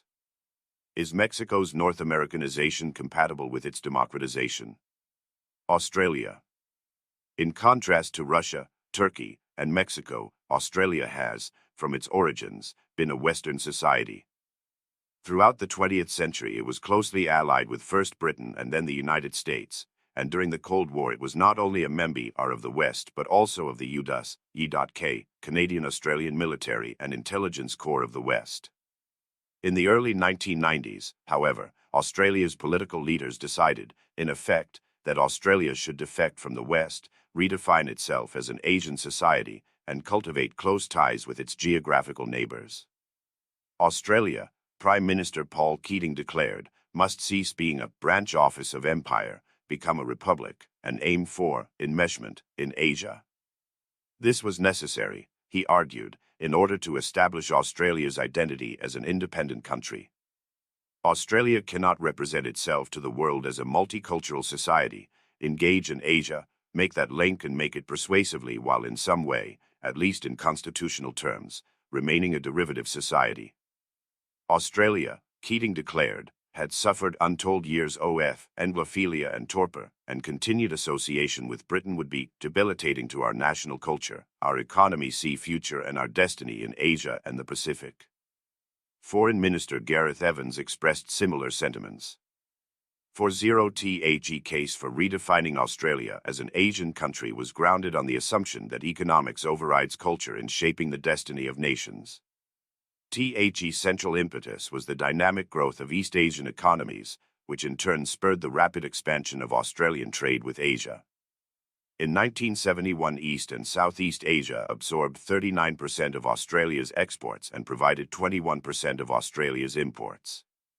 By 1994, East and Southeast Asia were taking 62% of Australia's exports and providing 41% of its imports. In contrast, in 1991, 11.8% of Australian exports went to the European Common 90 and 10.1% to the United States. This deepening economic tie with Asia was reinforced in Australian minds by a belief that the world was moving in the direction of three major economy blocks and that Australia's place was in the East Asian bloc. Despite these economy connections, the Australian-Asian ploy appears unlikely to meet any of the requirements for success for a civilization shift by a torn country. First, in the mid-1990s, Australian elites were far from overwhelmingly enthusiastic about this course. In some measure, this was a partisan issue with leaders of the Liberal Party ambivalent or opposed. The Labour government also came under substantial criticism from a variety of intellectuals and journalists. No clear elite consensus existed for the Asian choice. Second, public opinion was ambivalent. From 1987 to 1993, the proportion of the Australian public favouring the end of the monarchy rose from 21% to 46%. At that point, however, support began to waver and to erode. The proportion of the public supporting deletion of the Union Jack from the Australian flag dropped from 42% in May of 1992 to 35% in August 1993. As one Australian official observed in 1992, it's hard for the public to stomach it.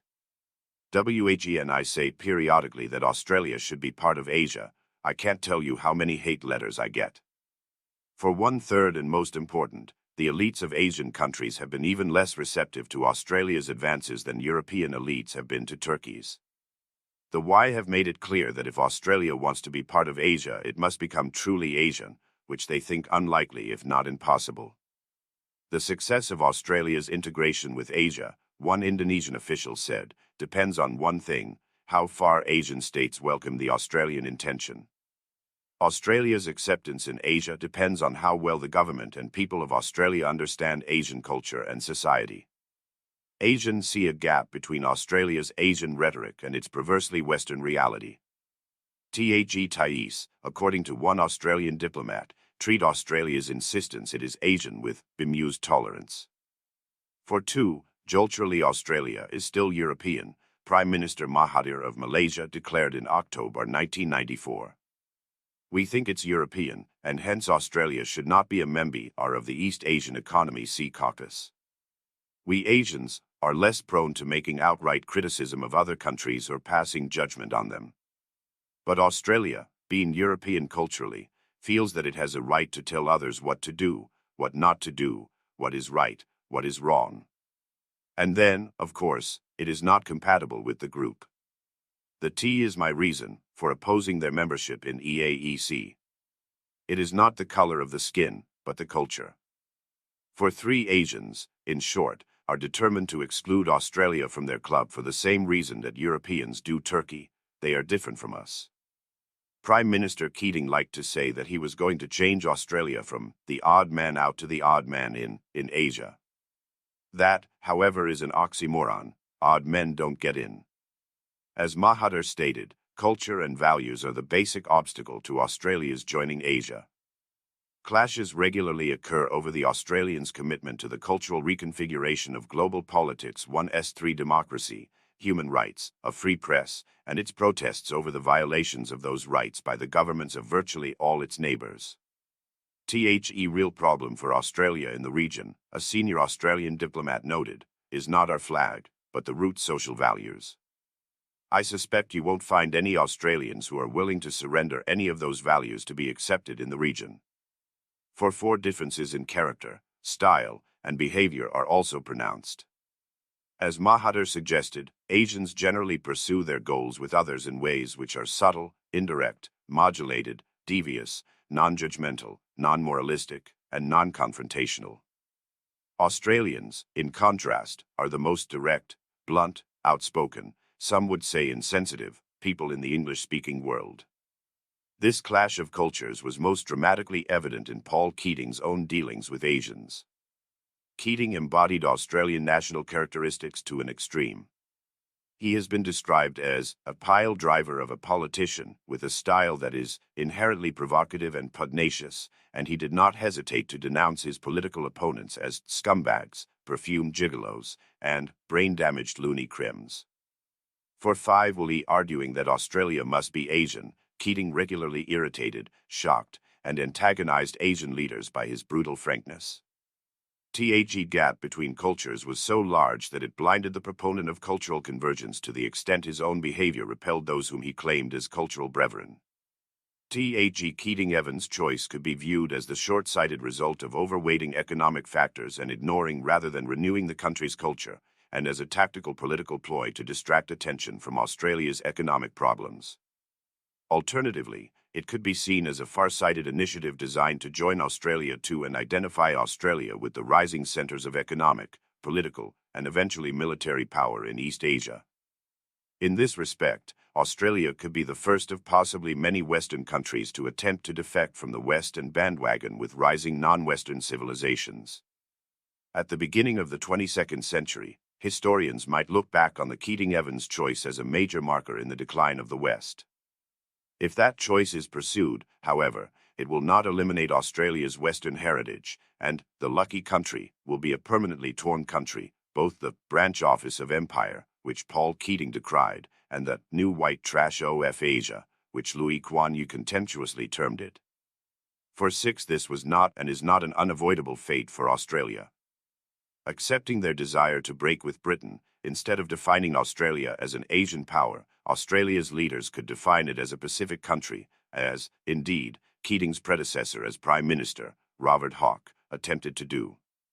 If Australia wishes to make itself a republic separated from the British Crown, it could align itself with the first country in the world to do that, a country which, like Australia, is of British origin, is an immigrant country, is of continental size, speaks English, has been an ally in 3 wars, and has an overwhelmingly European, if also like Australia increasingly Asian, population.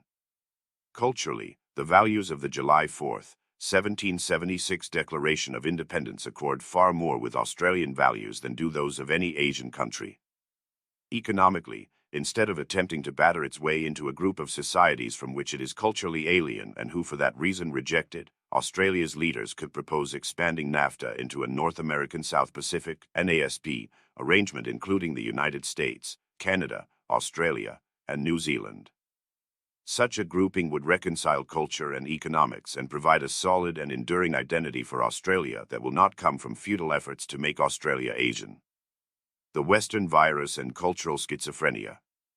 Will Australia's leaders embarked on a quest for Asia, those of other torn countries, Turkey, Mexico, Russia, attempted to incorporate the West into their societies and to incorporate their societies into the West. Their experience strongly demonstrates, however, the strength, resilience, and viscosity of indigenous cultures and their ability to renew themselves and to resist, contain, and adapt Western imports. The rejectionist response to the West is impossible, the Kemalist response has been unsuccessful. If non-Western societies are to modernize, they must do it their own way, not the Western way, and, emulating Japan, build upon and employ their own traditions, institutions, and values. Political leaders imbued with the hubris to think that they can fundamentally reshape the culture of their societies are destined to fail. They can introduce elements of Western culture, they are unable permanently to suppress or to eliminate the core elements of their indigenous culture. Conversely, the Western virus, it is lodged in another society, is difficult to expunge. The virus persists but is not fatal, the patient survives but is never whole. Political leaders can make history but they cannot escape history. They produce torn countries, they do not create Western societies. Why infect their country with a cultural schizophrenia which becomes its continuing and defining characteristic. Chapter 7 Core States, Concentric Circles, and Civilizational Order. Civilizations and Order. In the emerging global politics, the core states of the major civilizations are supplanting the 2 Cold War superpowers as the principal poles of attraction and repulsion for other countries. These changes are most clearly visible with respect to Western, Orthodox, and Cynic civilizations. In these cases, civilizational groupings are emerging involving core states, member states, culturally similar minority populations in adjoining states, and, more controversially, peoples of other cultures in neighboring states. States in these civilizational blocks often tend to be distributed in concentric circles around the core state or states, reflecting their degree of identification with and integration into that block. Lacking a recognized core state, Islam is intensifying its Common consciousness but so far has developed only a rudimentary Common political structure. Countries tend to bandwagon with countries of similar culture and to balance against countries with which they lack cultural commonality. This is particularly true with respect to the core states. Their power attracts those who are culturally similar and repels those who are culturally different. For security reasons, core states may attempt to incorporate or to dominate some peoples of other civilizations, who, in turn, attempt to resist or to escape such control, China versus Tibetans and Uyghurs, Russia versus Tatars, Chechens, Central Asian Muslims. Historical relationships and balance of power considerations also lead some countries to resist the influence of their core state. Both Georgia and Russia are Orthodox countries, but the Georgians historically have resisted Russian domination and close association with Russia. Vietnam and China are both Confucian countries, yet a comparable pattern of historical enmity has existed between them. Over time, however, cultural commonality and development of a broader and stronger civilizational consciousness could bring these countries together, as Western European countries have come together. During the Cold War, what order there was the product of superpower dominance of their two blocs and superpower influence in the Third World. In the emerging world, global power is obsolete, global community a distant dream. No country, including the United States, has significant global security interests. The components of order in today's more complex and heterogeneous world are found within and between civilizations. The world will be ordered on the basis of civilizations or not at all. In this world, the core states of civilizations are sources of order within civilizations and, through negotiations with other core states, between civilizations. A world in which core states play a leading or dominating role is a spheres of influence world. But it is also a world in which the exercise of influence by the core state is tempered and moderated by the commo and culture it shares with membi or states of its civilization. Cultural commonality legitimates the leadership and order-imposing role of the core state for both membi or states and for the external powers and institutions. It is thus futile to do as UN Secretary-General Boutros Boutros-Ghali did in 1994 and promulgate a rule of sphere of influence keeping, that no more than one-third of the UN peacekeeping force should be provided by the dominant regional power. Such a requirement defies the geopolitical reality that in any given region where there is a dominant state, peace can be achieved and maintained only through the leadership of that state. The United Nations is no alternative to regional power, and regional power becomes responsible and legitimate when exercised by core states in relation to other members of their civilization. A core state can perform its ordering function because membi or states perceive it as cultural kin. A civilization is an extended family and, like older members of a family, core states provide their relatives with both support and discipline. In the absence of that kinship, the ability of a more powerful state to resolve conflicts in and impose order on its region is limited. Pakistan, Bangladesh, and even Sri Lanka will not accept India as the order provider in South Asia, and no other East Asian state will accept Japan in that role in East Asia. WHEN civilizations lack core states. The problems of creating order within civilizations or negotiating order between civilizations become more difficult. The absence of an Islamic core state which could legitimately and authoritatively relate to the Bosnians, as Russia did to the Serbs and Germany to the Croats, impelled the United States to attempt that role. Its ineffectiveness in doing so derived from the lack of American strategic interest in where state boundaries were drawn in the former Yugoslavia, the absence of any cultural connection between the United States and Bosnia, and European opposition core states, concentric circles, and Civilizational Order 157 to the creation of a Muslim state in Europe. The absence of core states in both Africa and the Arab world has greatly complicated efforts to resolve the ongoing civil war in Sudan. Where core states exist, on the other hand, they are the central elements of the new international order based on civilizations. Bound in GTHE West T during the Cold War, the United States was at the center of a large, diverse, multi-civilizational grouping of countries who shared the goal of preventing further expansion by the Soviet Union. This grouping, variously known as the Free World, the West, or the Allies, included many but not all Western societies: Turkey, Greece, Japan, Korea, the Philippines, Israel, and, more loosely, other countries such as Taiwan, Thailand, and Pakistan. It was opposed by a grouping of countries only slightly less heterogeneous, which included all the Orthodox countries except Greece, several countries that were historically Western, Vietnam, Cuba, to a lesser degree India, and at times one or more African countries. With the end of the Cold War, these multi-civilizational, cross-cultural groupings fragmented. The dissolution of the Soviet system, particularly the Warsaw Pact, was dramatic. More slowly but similarly, the multi-civilization of \free world of the co-DWAR is being reconfigured into a new grouping more or less coextensive with Western civilization. A bounding process is underway involving the definition of the membership of Western international organizations. core states of the European Union, France, and Germany are circled first by an inner grouping of Belgium, Netherlands, and Luxembourg, all of which have agreed to eliminate all barriers to the transit of goods and persons. Then other members are countries such as Italy, Spain, Portugal, Denmark, Britain, Ireland, and Greece, states which became members in 1995, Austria, Finland, Sweden, and those countries which as of that date were associate members, Poland, Hungary, Czech Republic, Slovakia, Bulgaria, and Romania. Reflecting this reality, in the fall of 1994, both the governing party in Germany and top French officials advanced proposals for a differentiated union. German plan proposed that the hard core consist of the original members minus Italy and that Germany and France form the core of the hard core.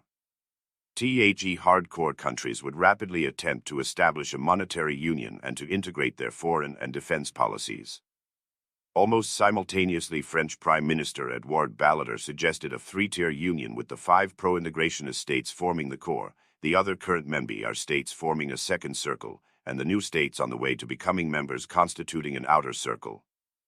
Subsequently, French Foreign Minister Alain Juppé elaborated this concept, proposing an outer circle of partner states, including Eastern and Central Europe, a middle circle of member states that would be required to accept common and disciplines in certain fields, single market, customs union, etc., and several inner circles of reinforced solidarities incorporating those willing and able to move faster than others in such areas as defense, monetary integration, foreign policy, and so on. Other political leaders proposed other types of arrangements, all of which, however, involved an inner grouping of more closely associated states and then outer groupings of states less fully integrated with the core state until the line is reached separating members from non-members. Establishing that line in Europe has been one of the principal challenges confronting the West in the post-Cold War world. During the Cold War, Europe as a whole did not exist. With the collapse of communism, however, it became necessary to confront and answer the question, what is Europe? Europe's boundaries on the north, west, and south are delimited by substantial bodies of water, which to the south coincide with clear differences in culture. But where is Europe's eastern boundary? WHO should be thought of as European and HENC as potential members of the European Union, NATO, and comparable organizations. Most compelling and pervasive answer to these questions is provided by the great historical line that has existed for centuries separating Western Christian peoples from Muslim and Orthodox peoples. This line dates back to the division of the Roman Empire in the 4th century and to the creation of the Holy Roman Empire in the 10th century. It has been in roughly its current place for at least 500 years. Beginning in the north, it runs along what are now the borders between Finland and Russia and the Baltic states, Estonia, Latvia, Lithuania, and Russia, through western Belarus, through Ukraine separating the Uniate West from the Orthodox East, through Romania between Transylvania with its Catholic Hungarian population and the rest of the country, and through the former Yugoslavia along the border separating Slovenia and Croatia from the other republics. In the Balkans, of course, this line coincides with the historical division between the Austro-Hungarian and Ottoman empires. It is the cultural border of Europe, and in the post-Cold War world it is also the political and economy border of Europe and the West. Civilizational paradigm thus provides a clear-cut and compelling answer to the question confronting West Europeans: where does Europe end? Europe ends where Western Christianity ends and Islam and Orthodoxy begin. This is the answer which West Europeans want to hear, which they overwhelmingly support sotto voce, and which various intellectuals and political leaders have explicitly endorsed. It is necessary, as Michiel Howard argued, to recognize the distinction, blurred during the Soviet years, between Central Europe or Middle Europa and Eastern Europe proper. Central Europe includes those lands which formed part of Western Christendom, the old lands of the Habsburg Empire, Austria, Hungary, and Czechoslovakia, together with Poland and the eastern marches of Germany. The term Eastern Europe should be reserved for those regions which developed under the aegis of the Orthodox, the eastern boundary of Western civilization Church, the Black Sea communities of Bulgaria and Romania, which only emerged from Ottoman domination in the 19th century, and the European parts of the Soviet Union. Western Europe's first task, he argued, must be to reabsorb the peoples of Central Europe into our cultural and economic community where they properly belong, to reknit the ties between London, Paris, Rome, Munich, and Leipzig, Warsaw, Prague, and Budapest. A new fault line is emerging, Pierre Béhart commented 2 years later, a basically cultural divide between a Europe marked by Western Christianity, Roman Catholic or Protestant, on the one hand, and a Europe marked by Eastern Christianity and Islamic traditions, on the other. A leading Finn similarly saw the crucial division in Europe replacing the Iron Curtain as the ancient cultural fault line between East and West, which places the lands of the former Austro-Hungarian Empire as well as Poland and the Baltic states within the Europe of the West and the other East European and Balkan countries outside it.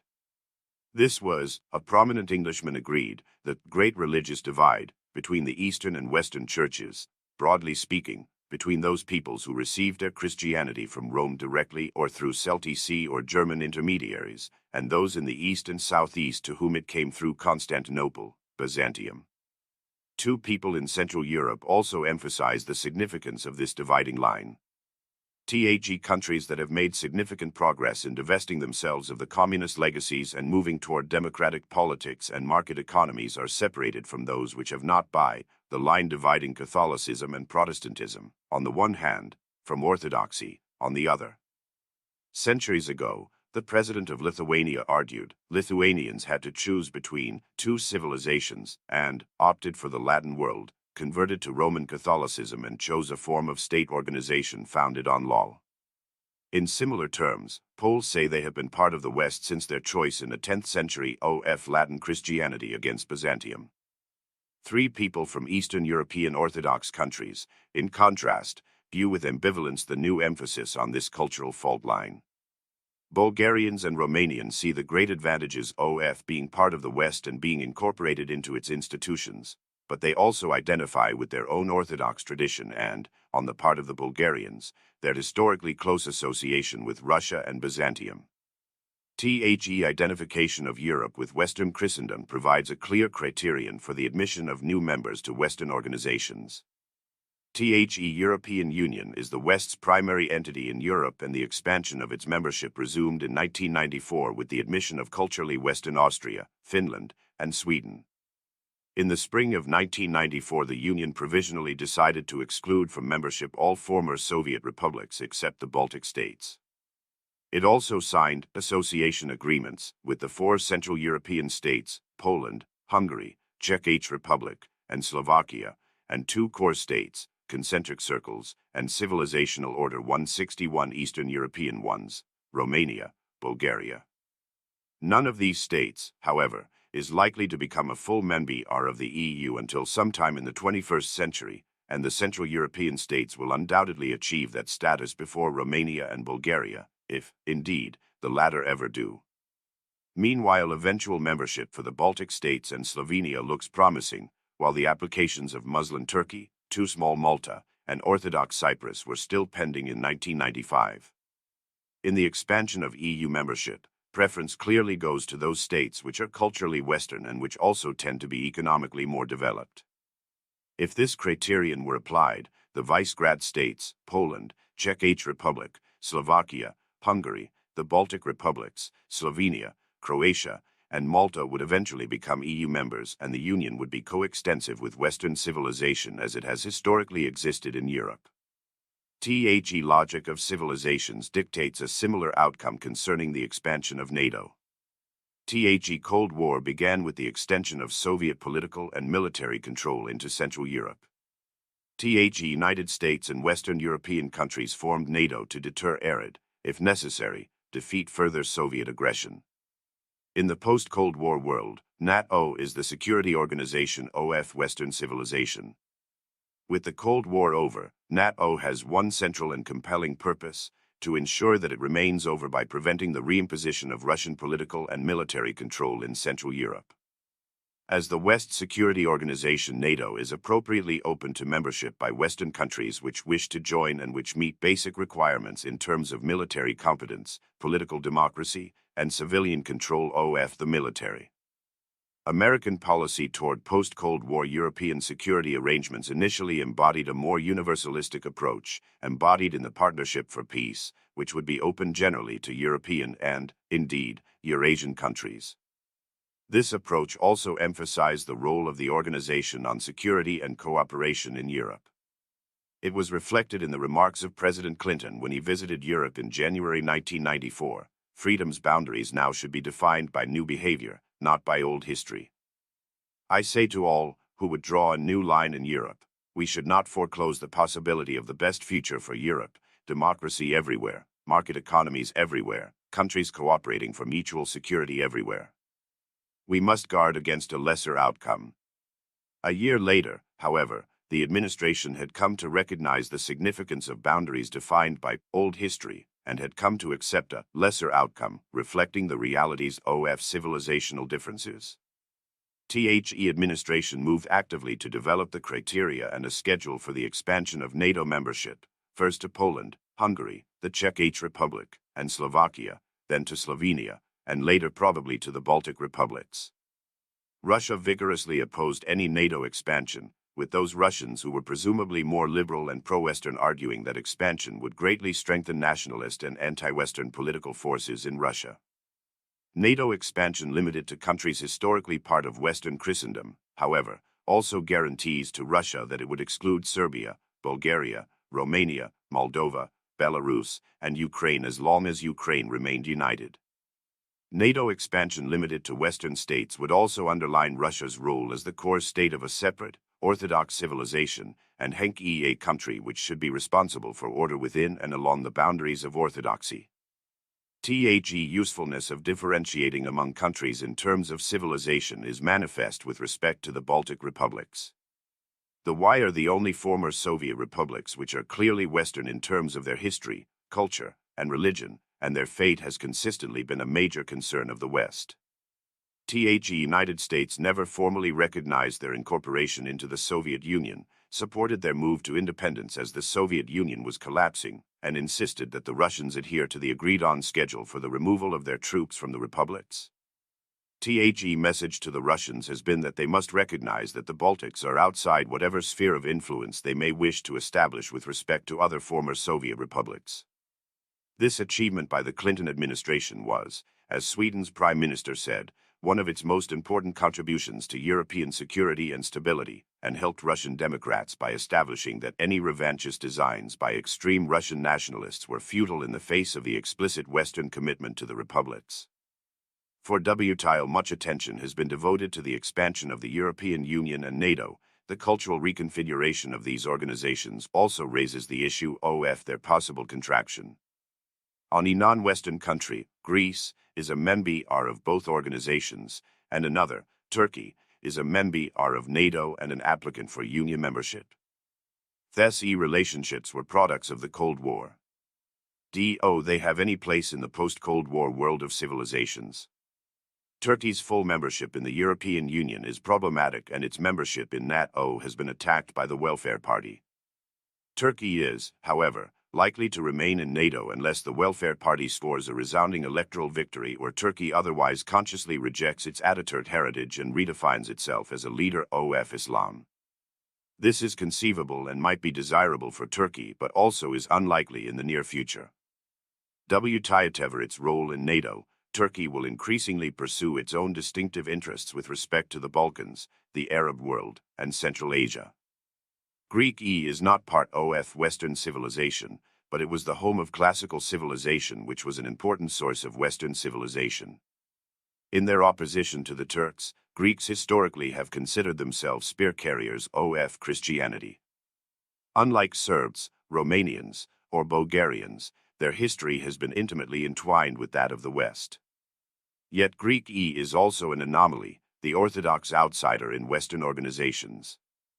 It has never been in core states, concentric circles, and civilizational order 163 easy member of either the EU or NATO, and has had difficulty adapting itself to the principles and mores of both. From the mid-1960s to the mid-1970s, it was ruled by a military junta and could not join the European community until it shifted to democracy.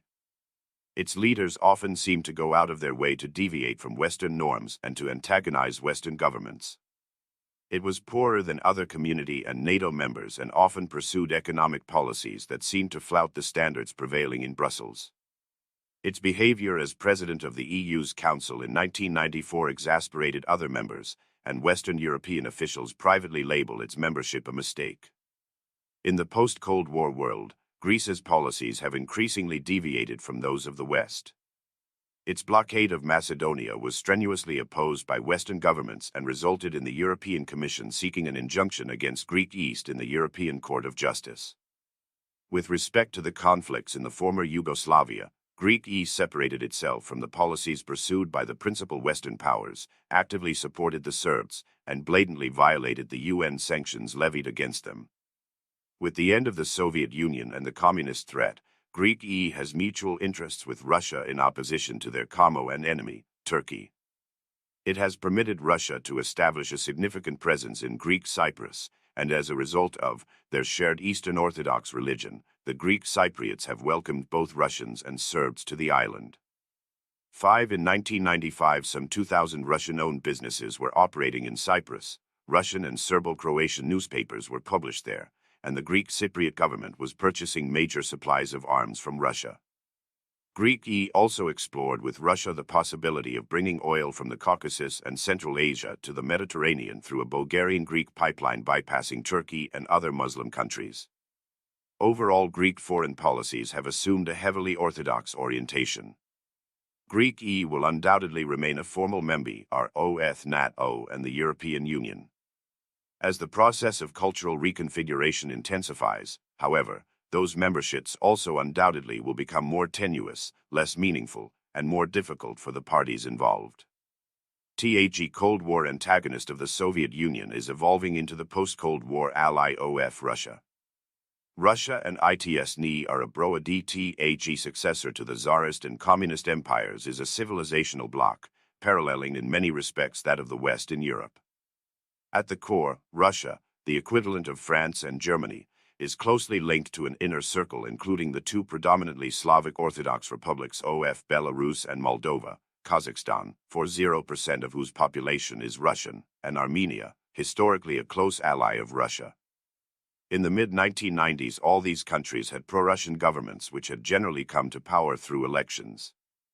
Close but more tenuous relations exist between Russia and Georgia, overwhelmingly Orthodox, and Ukraine, in large part Orthodox, but both of which also have strong senses of national identity and past independence. In the Orthodox Balkans, Russia has close relations with Bulgaria, Greece, Serbia, and Cyprus, and somewhat less close ones with Romania. The Muslim republics of the former Soviet Union remain highly dependent on Russia both economically and in the security area. The Baltic republics, in contrast, responding to the gravitational pull of Europe, effectively removed themselves from the Russian sphere of influence. Overall, Russia is creating a bloc with an Orthodox heartland under its leadership and a surrounding buffer of relatively weak Islamic states which it will in varying degrees dominate and from which it will attempt to exclude the influence of other powers. Russia also expects the world to accept and to approve this system. Foreign governments and international organizations, as Yeltsin said in February 1993, need to grant Russia special powers as a guarantor of peace and stability in the former regions of the USSR. While the Soviet Union was a superpower with global interests, Russia is a major power with regional and civilizational interests. The Orthodox countries of the former Soviet Union are central to the development of a coherent Russian bloc in Eurasian and world affairs. During the breakup of the Soviet Union, all 5 of these countries initially moved in a highly nationalist direction, emphasizing their new independence and distance from Moscow. Subsequently, recognition of economic, geopolitical, and cultural realities led the voters in 4 of them to elect pro-Russian governments and to back pro-Russian policies. The people in these countries looked to Russia for support and protection. In the 5th, Georgia, Russian military intervention compelled a similar shift in the stance of the government. Armenia has historically identified its interests with Russia, and Russia has prided itself as Armenia's defender against its Muslim neighbors. This relationship has been reinvigorated in the post-Soviet years. Armenians have been dependent upon Russian economy and military support and have backed Russia on issues concerning relations among the former Soviet republics. Two countries have converging strategic interests. Unlike Armenia, Belarus has little sense of national identity. It is also even more dependent on Russian support. Many of its residents seem to identify as much with Russia as with their own country.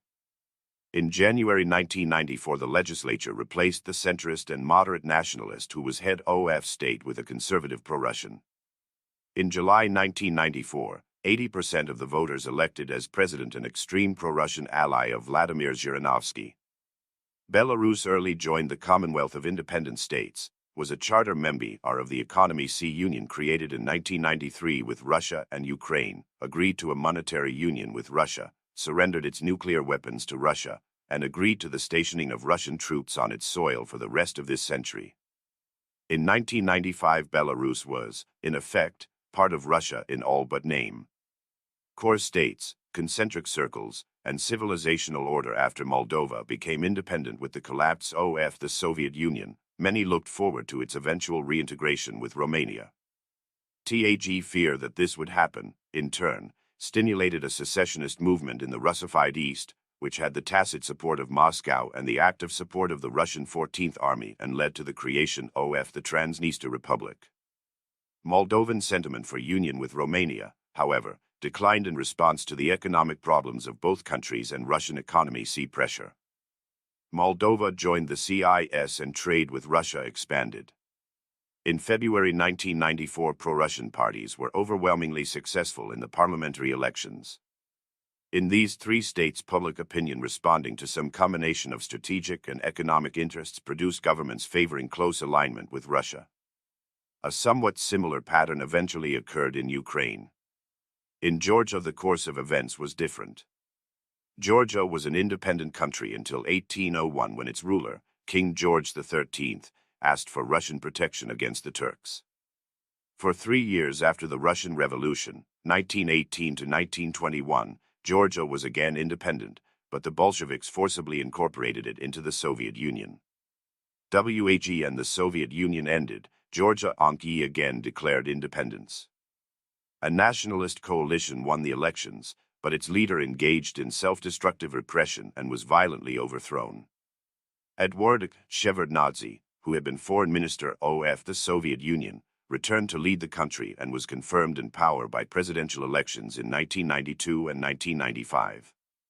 He was, however, confronted by a separatist movement in Abkhazia, which became the recipient of substantial Russian support, and also by an insurrection led by the ousted Gamsa-Kurdia.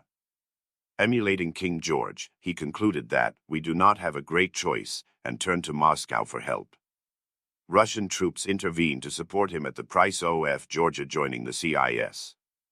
In 1994, the Georgians agreed to let the Russians keep 3 military bases in Georgia for an indefinite period of time. Russian military intervention, first to weaken the Georgian government and then to sustain it, thus brought independence-minded Georgia into the Russian camp. Apart from Russia, the most populous and most important former Soviet republic is Ukraine. At various times in history, Ukraine has been independent. Yet during most of the modern era, it has been part of a political entity governed from Moscow. Decisive event occurred in 1654 when Bohdan Khmelnytsky, Cossack leader of an uprising against Polish rule, agreed to swear allegiance to the Tsar in return for help against the Poles. From then until 1991, except for a briefly independent republic between 1917 and 1920, what is now Ukraine was controlled politically from Moscow. Ukraine, however, is a cleft country with two distinct cultures. Civilizational fault line between the West and Orthodoxy runs through its heart and has done so for centuries. At times in the past, Western Ukraine was part of Poland, Lithuania, and the Austro-Hungarian Empire. A large portion of its population have been adherents of the Uniate Church, which practices Orthodox rites but acknowledges the authority of the Pope.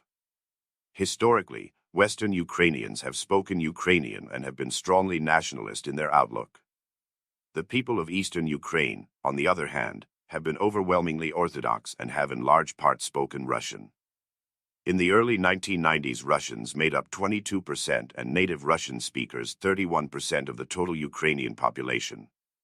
A majority of the elementary and secondary school students were taught in Russian. 6 The Crimea is overwhelmingly Russian and was part of the Russian Federation until 1954, when Khrushchev transferred it to Ukraine ostensibly in recognition of Khmelnytsky's decision 300 years earlier. The differences between eastern and western Ukraine are manifest in the attitudes of their peoples. In late 1992, for instance, 1/3 of the Russians in western Ukraine, as compared with only 10% in Kiev, said they suffered from anti-Russian animosity. 7 The East-West split was dramatically evident in the July 1994 presidential elections. The incumbent, Leonid Kravchuk, who despite working closely with Russia's leaders identified himself as a nationalist, carried the 13 provinces of the western Ukraine with majorities ranging up to over 90%. His opponent, Leonid Kuchma, who took Ukrainian speech lessons during the campaign, carried the 13 eastern provinces by comparable majorities. Kuchma won with 52% of the vote. In effect, a slim majority of the Ukrainian public in 1994 confirmed Khmelnytsky's choice in 1654. The election, as one American expert observed, reflected, even crystallized, the split between Europeanized Slavs in western Ukraine and the Russo-Slav vision of what Ukraine should be. It's not ethnic polarization so much as different cultures.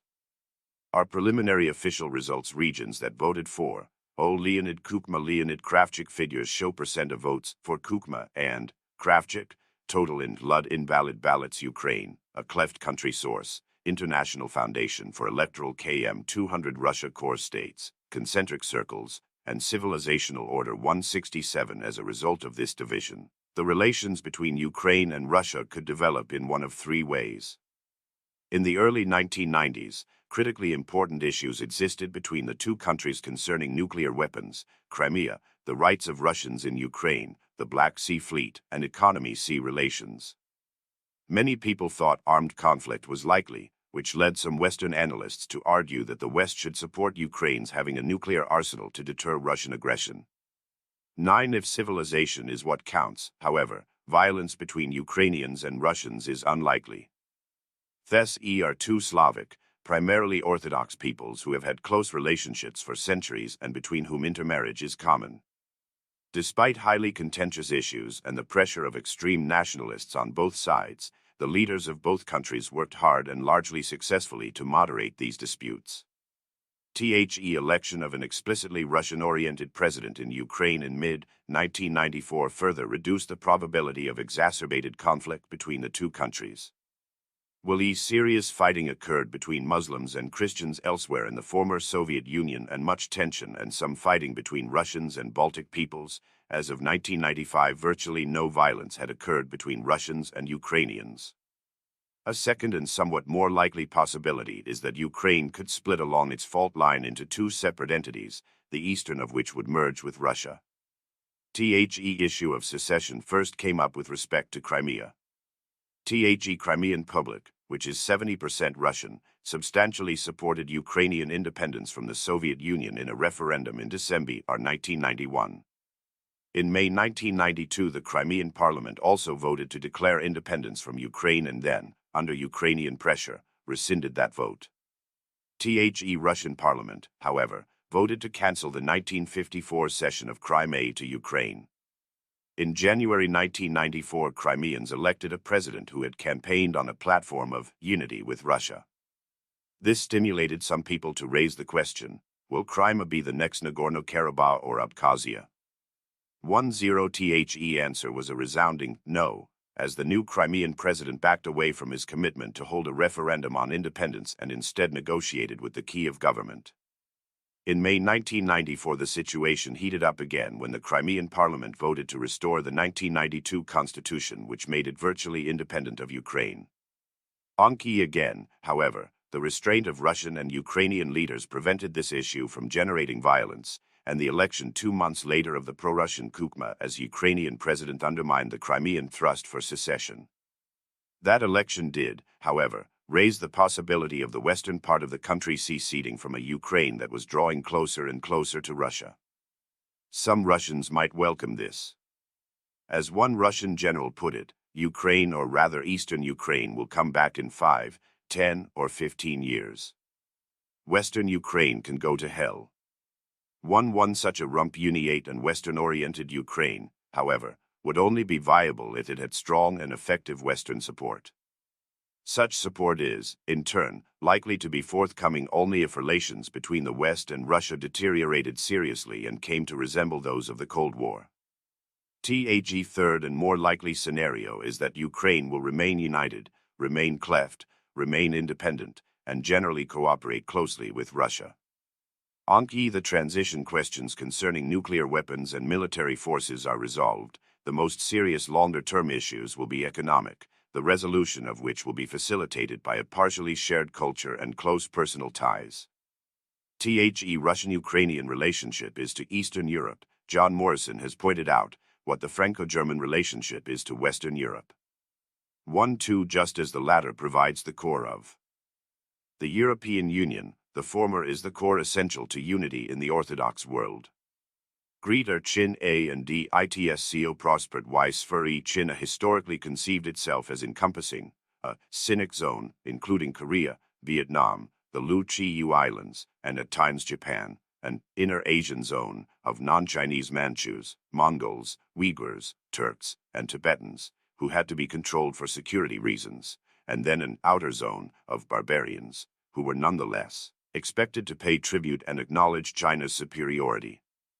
1-3 Contemporary Sinic civilization is becoming structured in a similar fashion, the central core of Han China, outlying provinces that are part of China but possess considerable autonomy, provinces legally part of China but heavily populated by non-Chinese people from other civilizations, Tibet, Xinjiang, Qinzi societies which will or are likely to become part of Beijing-centered China on defined conditions, Hong Kong, Taiwan, one predominantly Qinzi state increasingly oriented toward Beijing, Singapore, highly influential Qinzi populations in Thailand, Vietnam, Malaysia, Indonesia, and the Philippines, and non-Chinese societies, North and South Korea, Vietnam, which nonetheless share much of China's Confucian culture. During the 1950s, China defined itself as an ally of the Soviet Union. Then, after the Sino-Soviet split, it saw itself as the leader of the Third World against both the superpowers, which produced substantial costs and few benefits. After the shift in U.S. policy in the Nixon administration, China sought to be the third party in a balance of power game with the two superpowers, aligning itself with the United States during the 1970s when the United States seemed weak and then shifting to a more equidistant position in the 1980s as U.S. military power increased and the Soviet Union declined economically and became bogged down in Afghanistan. With the end of the superpower competition, however, the China card lost all value, and China was compelled once more to redefine its role in world affairs. It set two goals: to become the champion of Qinzi culture, the core state civilizational magnet toward which all other Qinzi communities would orient themselves, and to resume its historical position, which it lost in the 19th century, as the hegemonic power in East Asia. Core states, concentric circles, and civilizational order. These emerging roles of China are seen in, first, the way in which China describes its position in world affairs, second, the extent to which overseas Chinese have become involved economically in China, and third, the increasing economic, political, and diplomatic connections with China of the three other principal Chinese entities, Hong Kong, Taiwan, and Singapore, as well as the enhanced orientation toward China of the Southeast Asian countries where Chinese have significant political influence. The Chinese government sees mainland China as the core state of a Qinzi civilization toward which all other Qinzi communities should orient themselves. Having long since abandoned its efforts to promote its interests abroad through local communist parties, the government has sought to position itself as the worldwide representative of Chineseness. 1-4 To the Qinzi government, people of Chinese descent, even if citizens of another country, are members of the Chinese community and hence in some measure subject to the authority of the Chinese government. Chinese identity comes to be defined in racial terms. Chinese are those of the same race, blood, and culture, as one PRC scholar put it. In the mid-1990s, this theme was increasingly heard from governmental and private Chinese sources.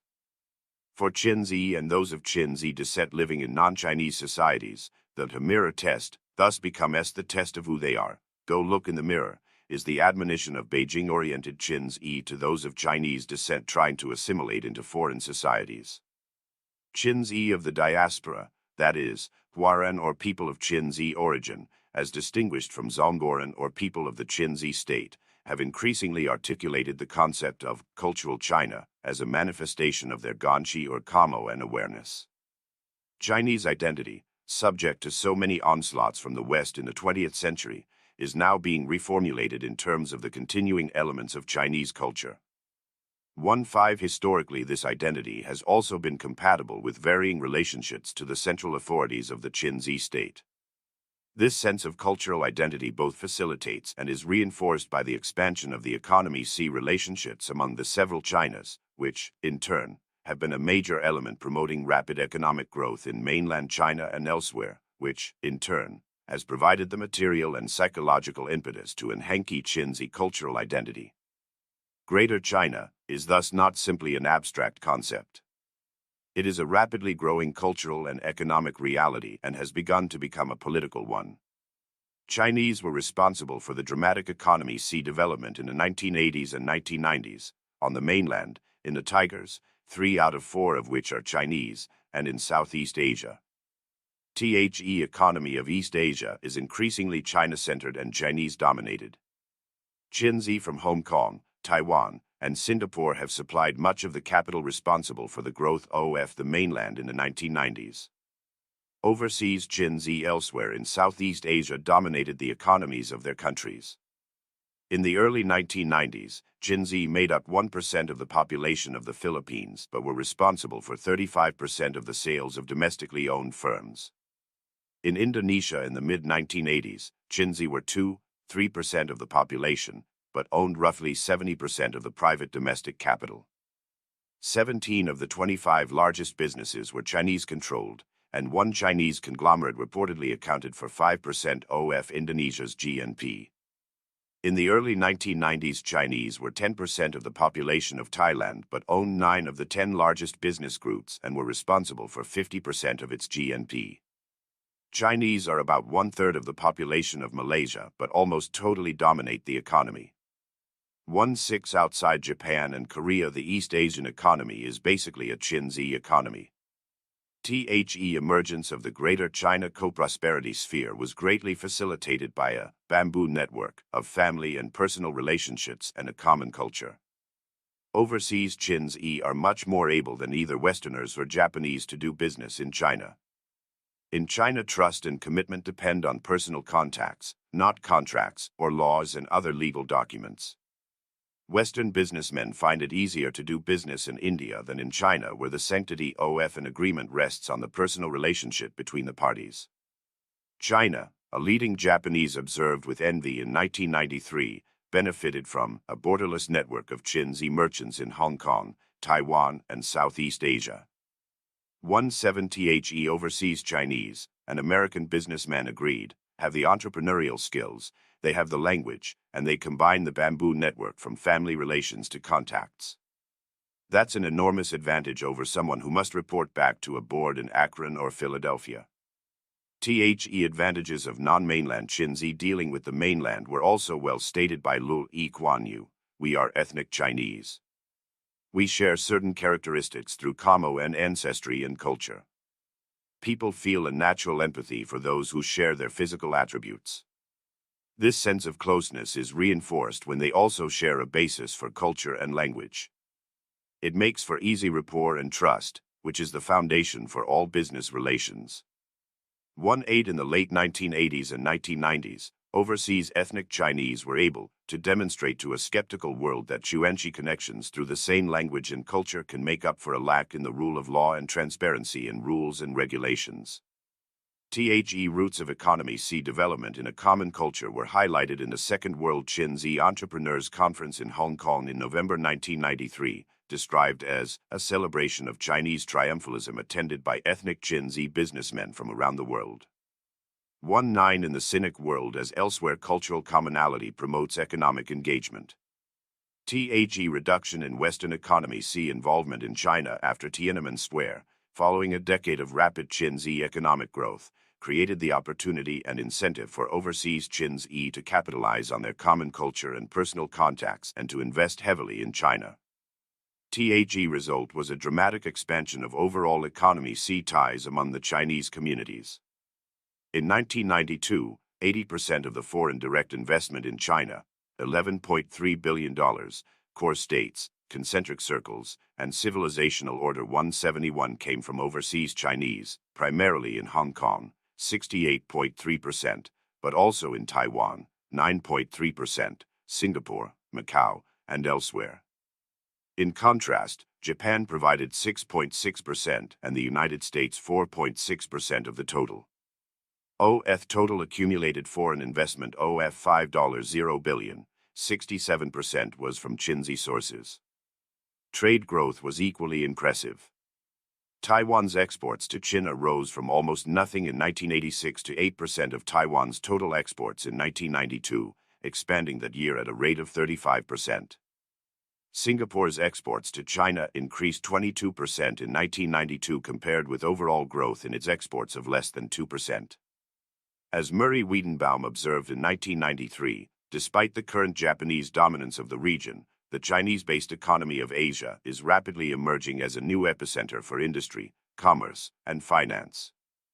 This strategic area contains substantial amounts of technology and manufacturing capability. Taiwan, outstanding entrepreneurial, marketing, and services acumen. Hong Kong, a fine communications network. Singapore, a tremendous pool of financial capital, all three, and very large endowments of land, resources, and labor. Mainland China.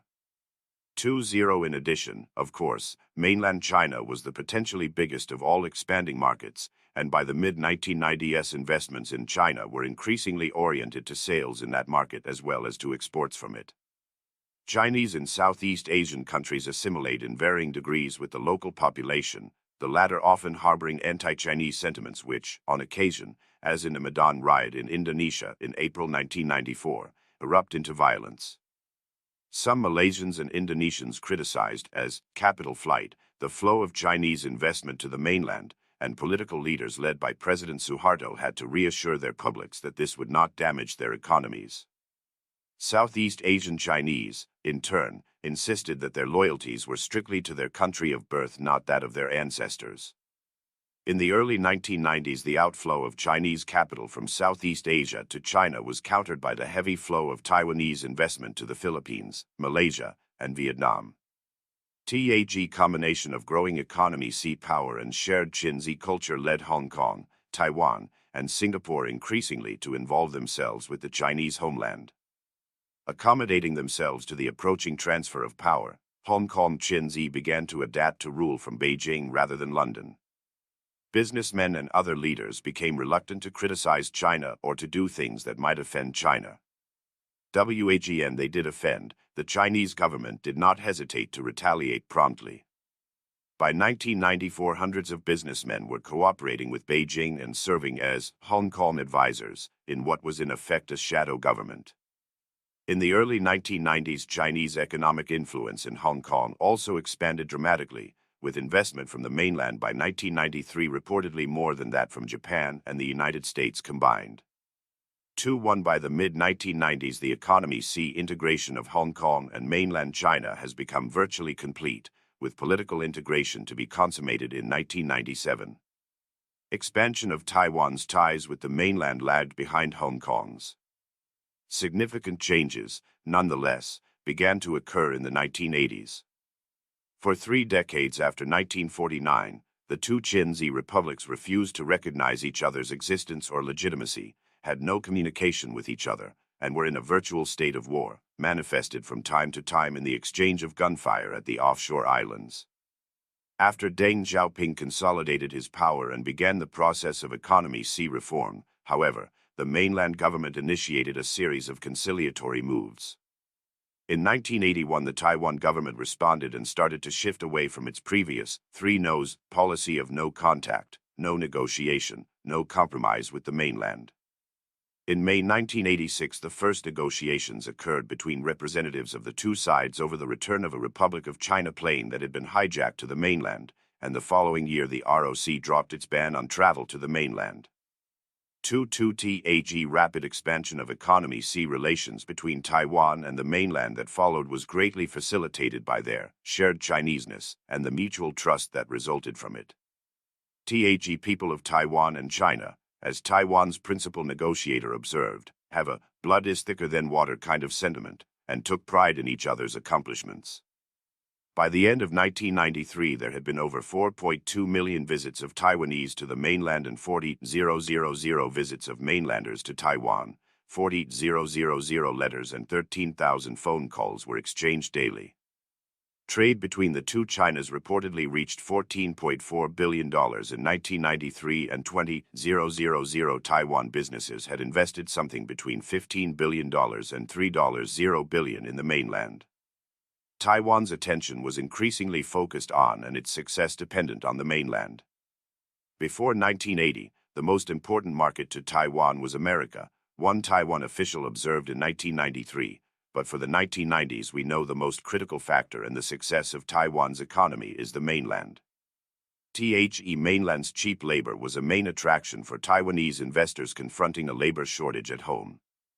In 1994, a reverse process of rectifying the capital-labor imbalance between the two Chinas got underway, with Taiwan fishing companies hiring 10,000 mainlanders to man their boats. 3. Developing economy-sea connections led to negotiations between the two governments.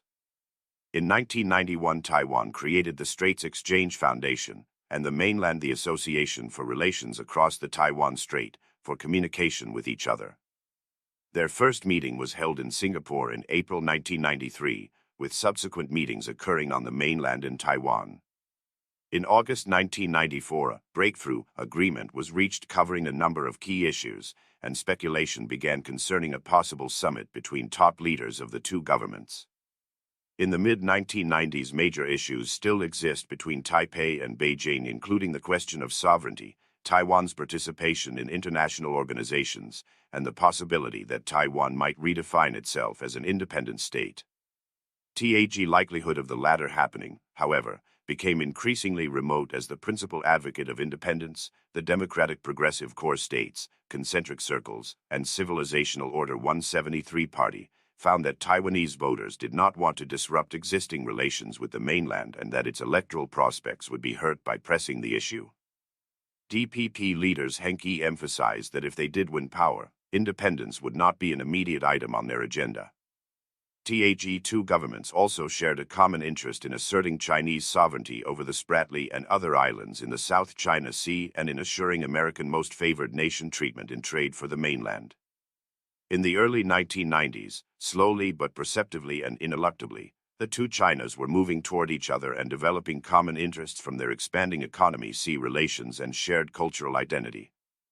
This movement toward accommodation was abruptly suspended in 1995 as the Taiwanese government aggressively pushed for diplomatic recognition and admission to international organizations. President Louis Tenghui made a private visit to the United States, and Taiwan held legislative elections in December 1995, followed by presidential elections in March 1996. In response, the Chinese government tested missiles in waters close to the major Taiwanese ports and engaged in military exercises near Taiwanese-controlled offshore islands. These developments raised two key issues. For the present, can Taiwan remain democratic without becoming formally independent? In the future, could Taiwan be democratic without remaining actually independent? In effect, the relations of Taiwan to the mainland have gone through two phases and could enter a third. For decades, the nationalist government claimed to be the government of all of China. This claim obviously meant conflict with the government that was in fact the government of all of China except Taiwan.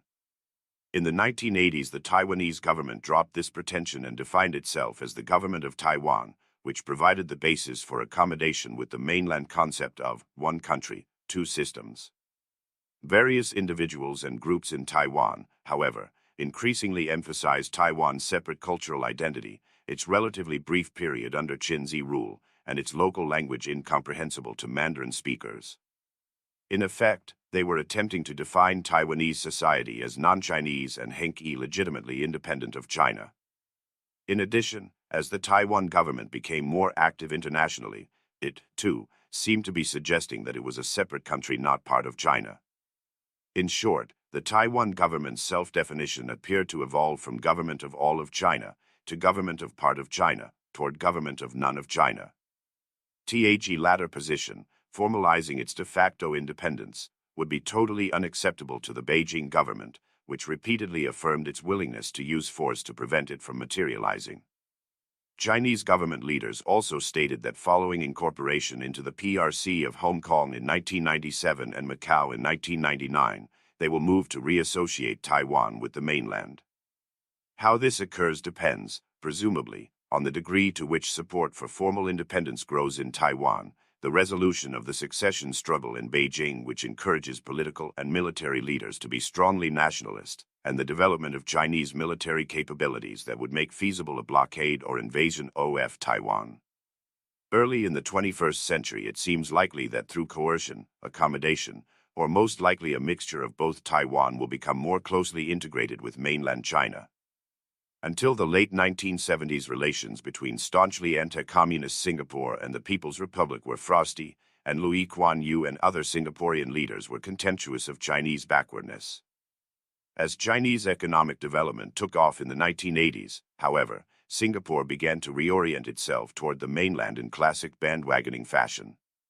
By 1992, Singapore had invested $1.9 billion in China, and the following year plans were announced to build an industrial township, Singapore 2, outside Shanghai, that would involve billions of dollars of investment. Louis became an enthusiastic booster of China's economy prospects and an admirer of its power. China, he said in 1993, is where the action is. For Singaporean foreign investment, which had been heavily concentrated in Malaysia and Indonesia, shifted to China. Half of the overseas projects helped by the Singaporean government in 1993 were in China. On his first visit to Beijing in the 1970s, Lee Kuan Yew reportedly insisted on speaking to Chinese leaders in English rather than Mandarin. It is unlikely he did that 2 decades later. Islam, consciousness without cohesio and structure of political loyalty among Arabs and among Muslims generally has been the opposite of that in the modern West. For the latter, the nation-state has been the apex of political loyalty. Narrower loyalties are subordinate to it and are subsumed into loyalty to the nation-state. Groups transcending nation-states, linguistic or religious communities, or civilizations, have commanded less intense loyalty and commitment. Along a continuum of narrower to broader entities, Western loyalties thus tend to peak in the middle, the loyalty intensity curve forming in some measure an inverse U. In the Islamic world, the structure of loyalty has been almost exactly the reverse. Islam has had a hollow middle in its hierarchy of loyalties. Two fundamental, original, and persisting structures, as Ira Lapidus has observed, have been the family, the clan, and the tribe, on the one hand, and the unities of culture, religion, and empire on an ever larger scale, on the other. 5. Tribalism and religion, Islam, played and still plays, one Libyan scholar similarly observed, a significant and determining role in the social, economic, cultural, and political developments of Arab societies and political systems. Indeed, they are intertwined in such a way that they are considered the most important factors and variables which shape and determine Arab political culture and the Arab political mind. Tribes have been central to politics in Arab states, many of which, as Tahsin Bashir put it, are simply tribes with flags.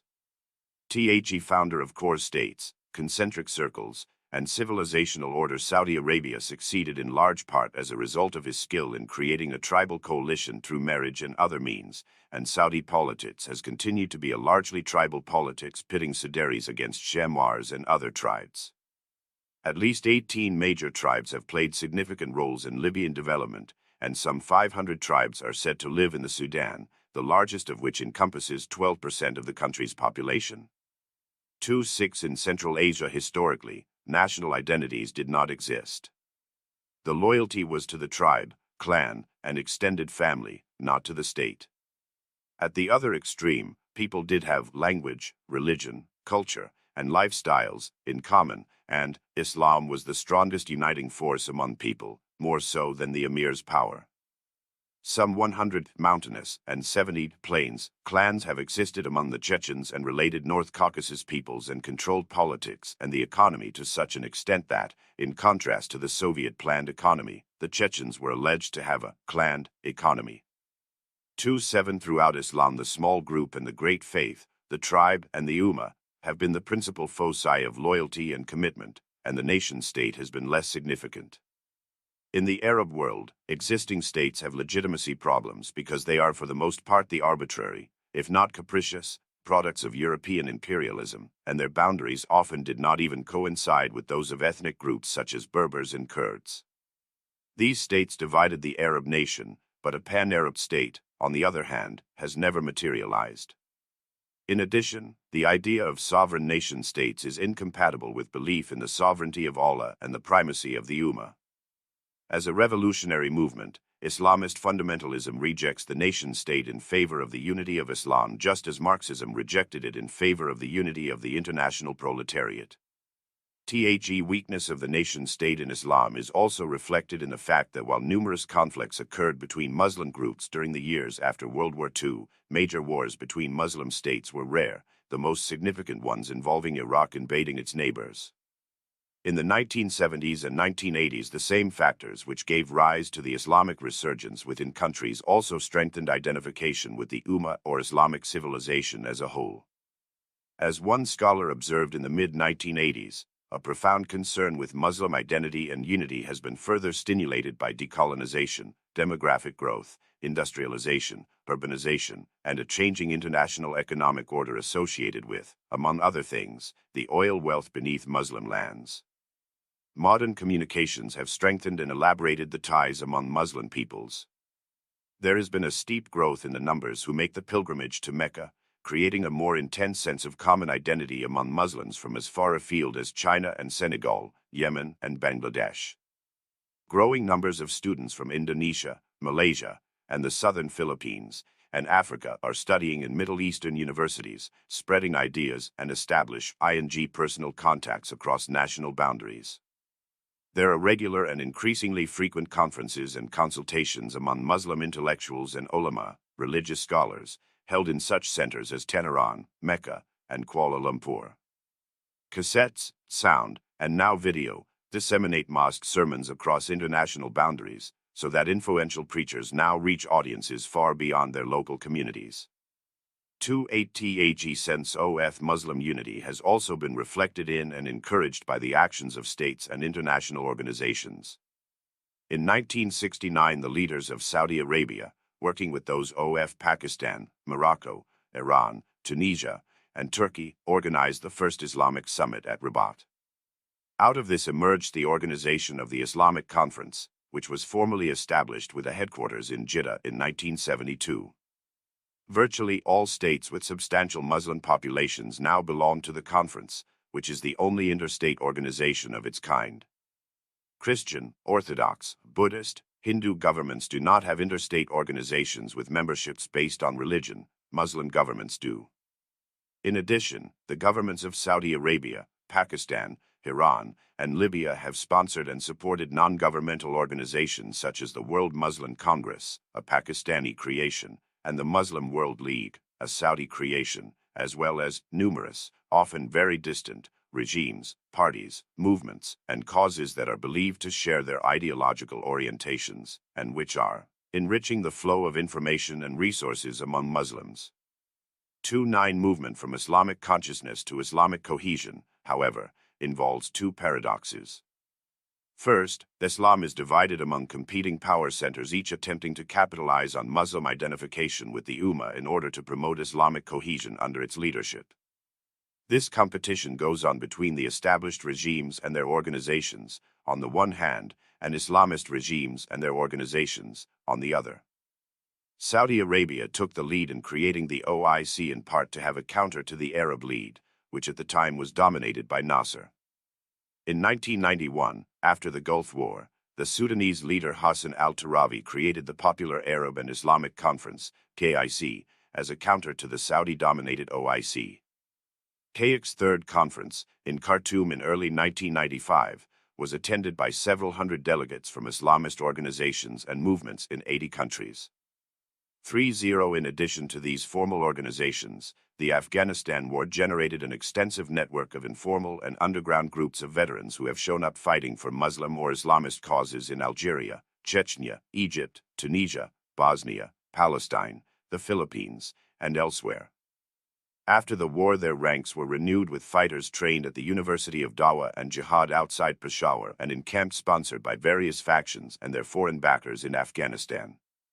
Commo and interests shared by radical regimes and movements have on occasion overcome more traditional antagonisms, and with core states, concentric circles, and civilizational order Iranian support linkages were created between Sunni and Shiite fundamentalist groups. Close military cooperation exists between Sudan and Iran. The Iranian Air Force and Navy used Sudanese facilities, and the two governments cooperated in supporting fundamentalist groups in Algeria and elsewhere. Hassan al-Turabi and Saddam Hussein allegedly developed close ties in 1994, and Iran and Iraq moved toward reconciliation. 3-1 The concept of Ummah presupposes the illegitimacy of the nation-state, and yet the Ummah can be unified only through the actions of one or more strong core states which are currently lacking. Concept of Islam as a unified religious political community has meant that core states have usually materialized in the past only when religious and political leadership, the caliphate and the sultanate, have been combined in a single ruling institution.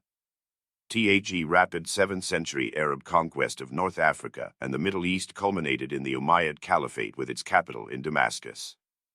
This was followed in the 8th century by the Baghdad-based, Persian-influenced, Abbasid Caliphate, with secondary caliphates emerging in Cairo and Cordoba in the 10th century. 400 years later, the Ottoman Turks swept across the Middle East, capturing Constantinople in 1453 and establishing a new caliphate in 1517. About the same time, other Turkic peoples invaded India and founded the Mughal Empire. Rise of the West undermined both the Ottoman and Mughal empires, and the end of the Ottoman Empire left Islam without a core state. Its territories were, in considerable measure, divided among Western powers, which when they retreated left behind fragile states formed on a Western model alien to the traditions of Islam. For most of the 20th century, no Muslim country has had both sufficient power and sufficient cultural and religious legitimacy to assume that role and be accepted as the leader of Islam by other Islamic states and non-Islamic countries. Absence of an Islamic core state is a major contributor to the pervasive internal and external conflicts which characterize Islam. Consciousness without cohesion is a source of weakness to Islam and a source of threat to other civilizations. Is this condition likely to be sustained? An Islamic core state has to possess the economy, resources, military power, organizational competence, and Islamic identity and commitment to provide both political and religious leadership to the Ummah. 6 states are from time to time mentioned as possible leaders of Islam. At present, no one of them, however, has all the requisites to be an effective core state. Indonesia is the largest Muslim country and is growing rapidly economically. It is, however, located on the periphery of Islam, far removed from its Arab center. Its Islam is of the relaxed, Southeast Asian variety, and its people and culture are a mixture of indigenous, Muslim, Hindu, Chinese, and Christian influences. Egypt is an Arab country with a large population, a central, strategically important geographical location in the Middle East, and the leading institution of Islamic learning, Al-Azhar University. It is also, however, a poor country, economically dependent on the United States, Western-controlled international institutions, and oil-rich Arab states. Iran, Pakistan, and Saudi Arabia have all explicitly defined themselves as Muslim countries and have actively attempted to exercise influence in and provide leadership to the Ummah. In so doing, they have competed with each other in sponsoring organizations, funding Islamic groups, providing support to the fighters in Afghanistan, and wooing the Muslim peoples of Central Asia. Iran has the size, central location, population, historical traditions, oil resources, and middle level of economy development which would qualify it to be an Islamic core state. 90% of Muslims, however, are Sunni and Iran is Shiite, Persian is a distant second to Arabic as the language of Islam, and the relations between Persians and Arabs have historically been antagonistic. Pakistan has size, population, and military prowess, and its leaders have fairly consistently tried to claim a role as the promoter of cooperation among Islamic states and the speaker for Islam to the rest of the world. Pakistan is, however, relatively poor and suffers serious internal ethnic and regional divisions, a record of political instability, and a fixation on the problem of its security vis-a-vis India, which accounts in large part for its interest in developing close relations with other Islamic countries, as well as non-Muslim powers like China and the United States. Saudi Arabia was the original home of Islam. Islam's holiest shrines are there. Its language is Islam's language. It has the world's largest oil reserves and the resulting financial influence, and its government has shaped Saudi society along strictly Islamic lines. During the 1970s and 1980s, Saudi Arabia was the single most influential force in Islam. It spent billions of dollars supporting Muslim causes throughout the world, from mosques and textbooks to political parties, Islamist organizations, and terrorist movements, and was relatively indiscriminate in doing so.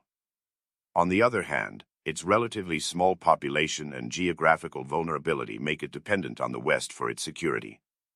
Finally, Turkey has the history, population, middle level of economic development, national coherence, and military tradition and competence to be the core state of Islam. In explicitly defining Turkey as a secular society, however, Ataturk prevented the Turkish Republic from succeeding the Ottoman Empire in that role.